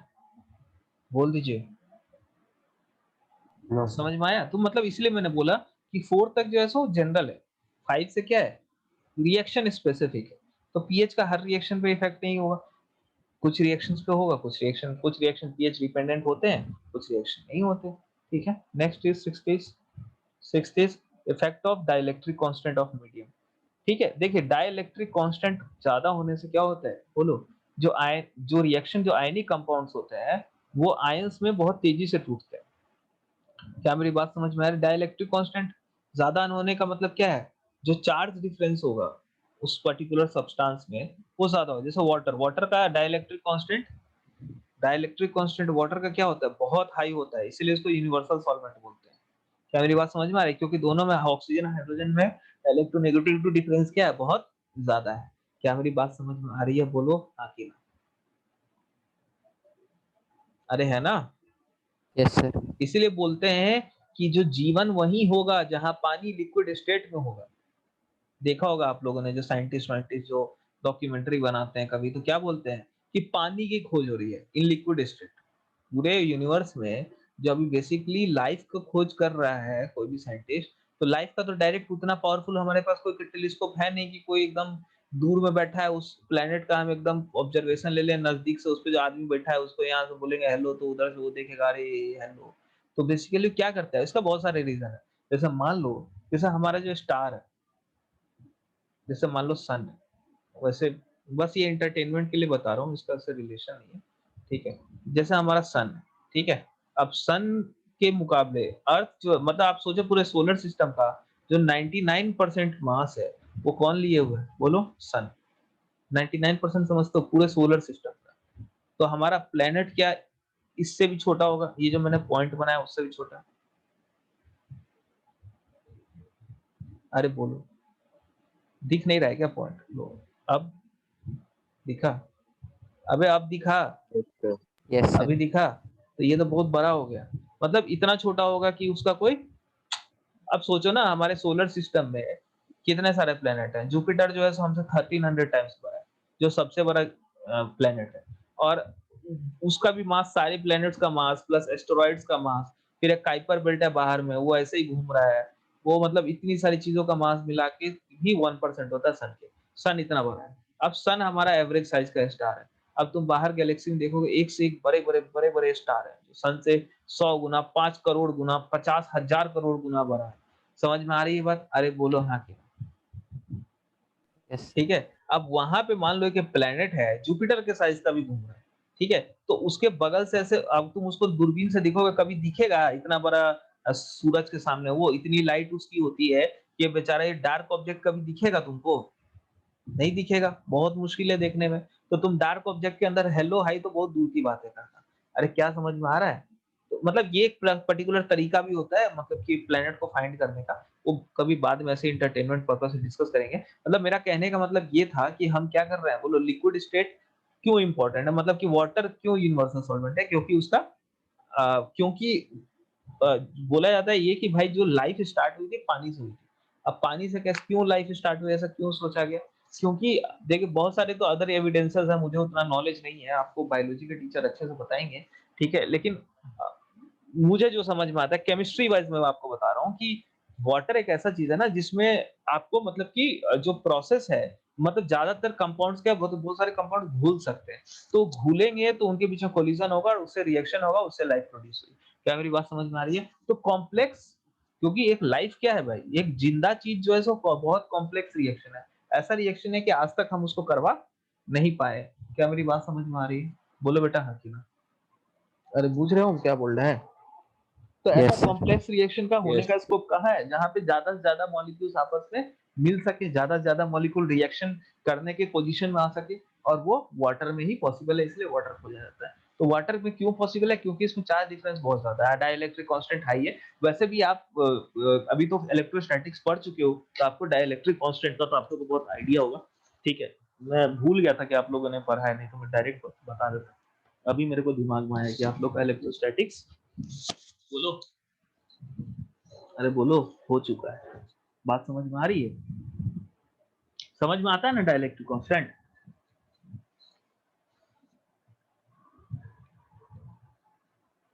क्या कुछ बोल ही नहीं रहे हो तुम लोग? Yes, sir. नहीं भी समझ में आता है तो अभी तक तो जितना मैंने बताया था उससे केमिस्ट्री लायक तो समझ में आ ही गया होगा। Yes, sir. यार तुम लोग से बतियाते बतियाते मेरा पेन जो है सो गिर गया टच करके। चलो ठीक है, आगे बढ़ते हैं। ठीक है। तो देखिए बेसिकली डाइलेक्ट्रिक कांस्टेंट ज्यादा होगा, चार्ज डिफरेंस ज्यादा होगा, तो ये आयंस को ज्यादा तेजी से घेरेगा और आयनिक कंपाउंड्स को और उनको अच्छे से तोड़ेगा। तो तो मैं क्या लिख सकता हूँ, if the reaction medium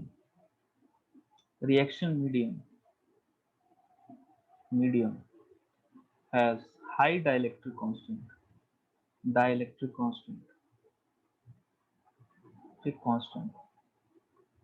then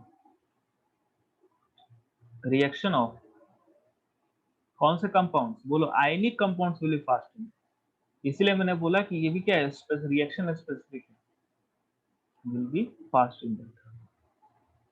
कोई दिक्कत बोले बेटा, कोई प्रॉब्लम है किसी को? नेक्स्ट बढ़े, नेक्स्ट है इफेक्ट ऑफ रेडिएशन या लाइट। 10 मिनट है लास्ट का, पेशेंस रखो, ठीक है। आपको तो बैठ के सुनना है बस और नोट करना है ध्यान से, ठीक है। लाइट, ठीक है। तो रेडिएशन या लाइट जैसे फोटोकेमिकल रिएक्शन, उसमें रेडिएशन या लाइट क्या होता है, बहुत यूजफुल चीज है ना। इसकी इंटेंसिटी जितनी ज्यादा होगी रेट ऑफ रिएक्शन उतना ही ज्यादा होगा। रेडिएशन या light is important factor in photochemical reaction. तो दिक्कत, ठीक है ना सर? ठीक है, प्रेशर की बात कर लेते हैं। तो प्रेशर क्या होगा सर, किसमें इंपॉर्टेंट होगा, सिर्फ गैस के लिए। Pressure is important factor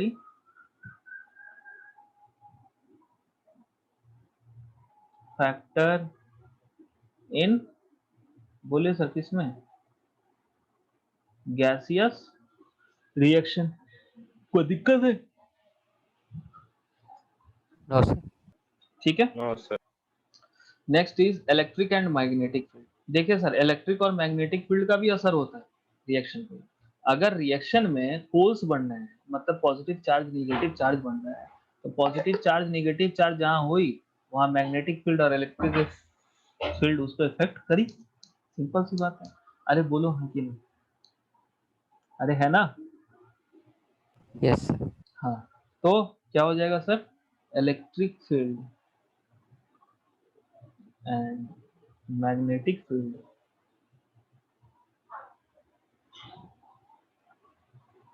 fields are rate determining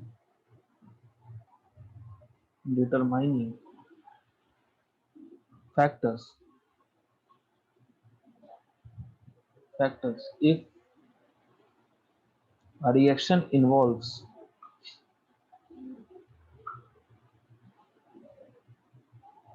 polar species। कोई दिक्कत है सर, बोलिए हाँ जी।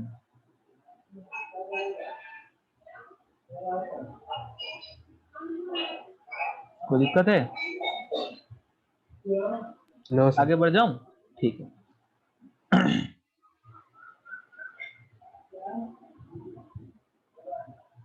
ठीक, चलिए। सर सर वो थोड़ा फॉलो और करना था।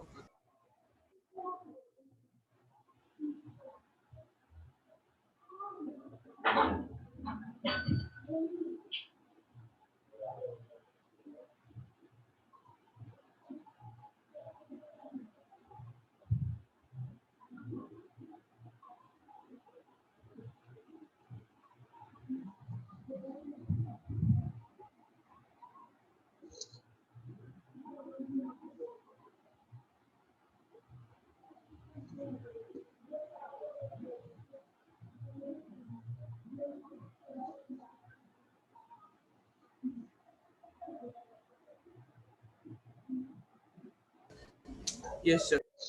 हो गया? ठीक,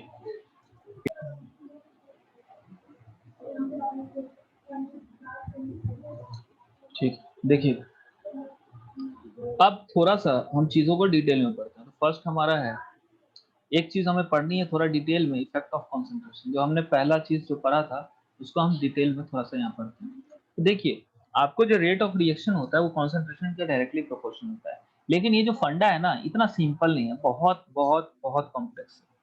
क्या मेरी बात समझ में आ रही है? बोलो हाँ कि नहीं। कि कैसे डिपेंड करता है, किस रेशियो में डिपेंड करता है, किस क्या फॉर्मूला से डिपेंड करता है, ये क्या कॉम्प्लिकेटेड मैटर है।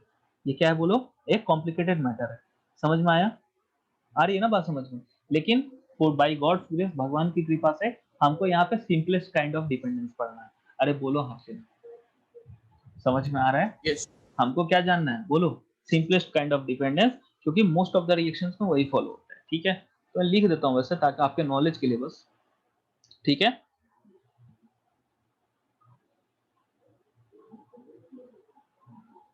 rate of reaction is found to be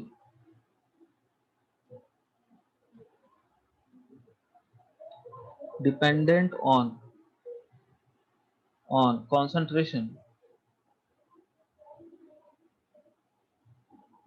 in a very complicated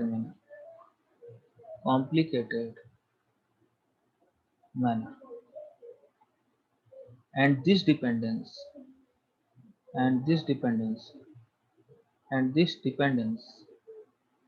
also changes with, और ये क्या होता है बोलो, कंसंट्रेशन के साथ क्या हो जाता है, चेंज हो जाता है और कॉम्प्लिकेटेड हो गया।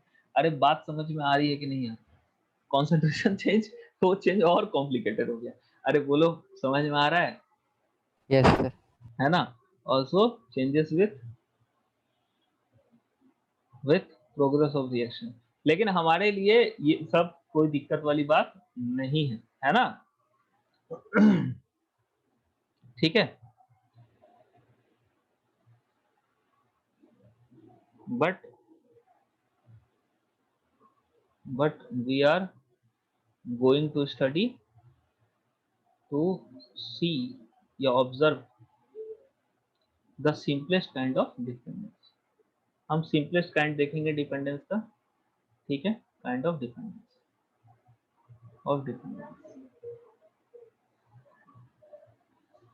ठीक है सर,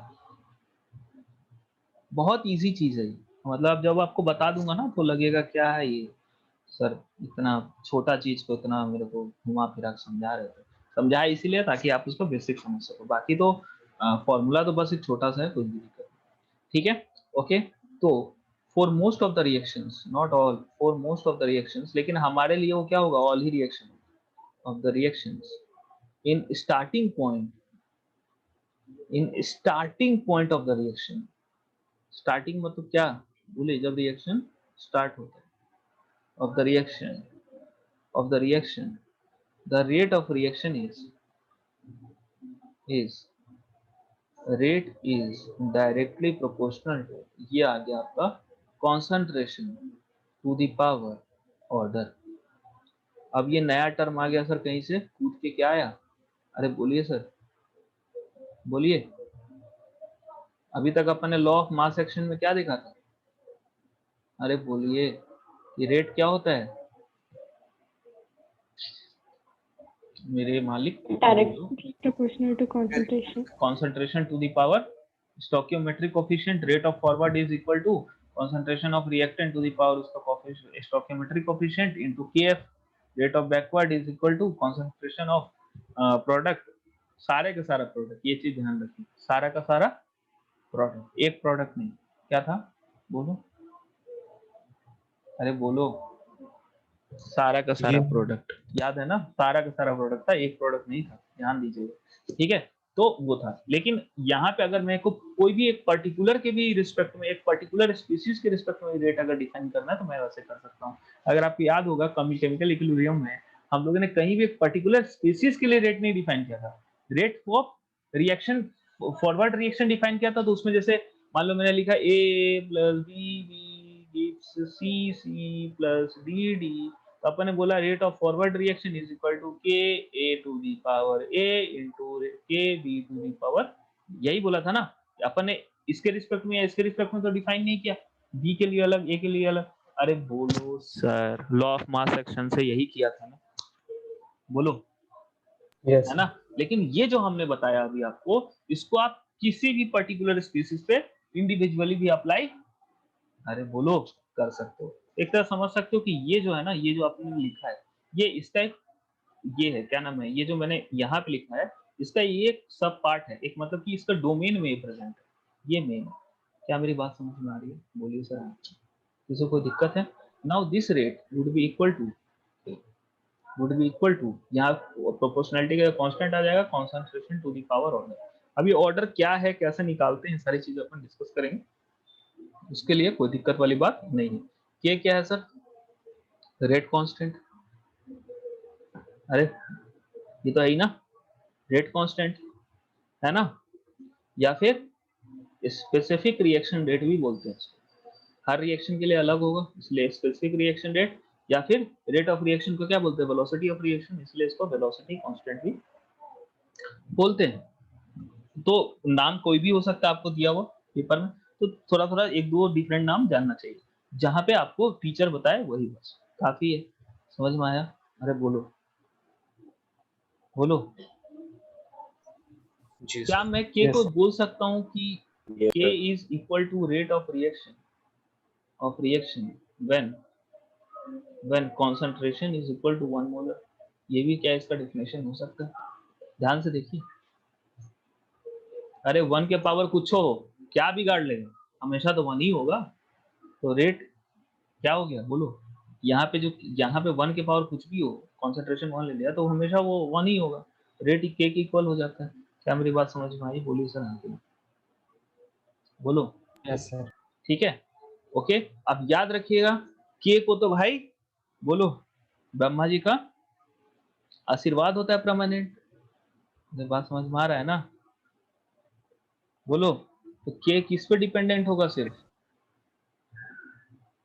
बोलो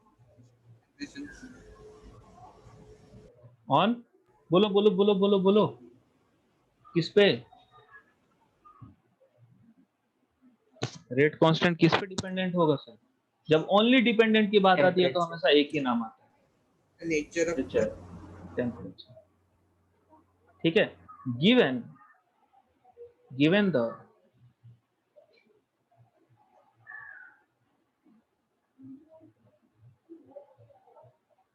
for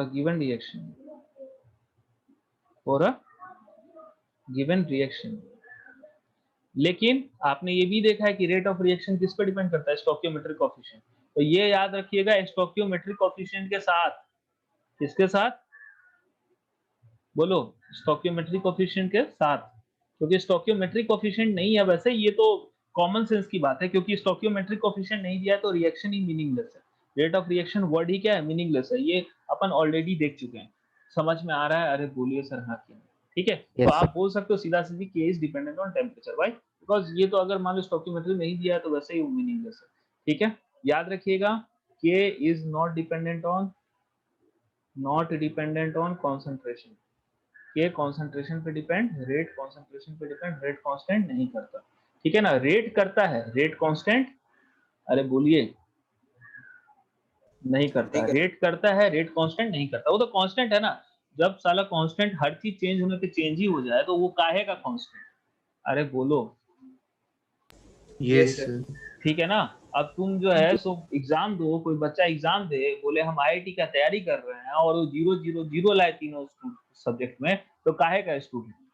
अरे बोलो बोलो yes sir. Yes, sir. Yes हाँ हाँ, तो जितने लोगों ने यस यस बोला है अगले बार 50% से कम आया, बहुत तोड़ेंगे तुम लोगों को। एआईटीएस में अच्छा लाना है सबको। अरे ठीक है, नेक्स्ट एआईटीएस में अच्छा लो। इस पर बहुत लोगों ने नहीं दिया था, प्लीज नेक्स्ट टाइम दीजिएगा, सारे लोगों को देना है। 12th 11th में तो हो गया 12th में एआईटीएस मिस नहीं करना, भले नंबर नेगेटिव में आए। वैसे नेगेटिव में आएगा तो लात खाओगे, वो बात अलग है, लेकिन फिर भी लाना है और खाना है, लेकिन देना तो जरूर है। समझ में आई बात? चलिए, आज के लिए बेटा बस इतना ही रखते हैं। आप लोगों का होमवर्क क्या है? बोलो बोलो।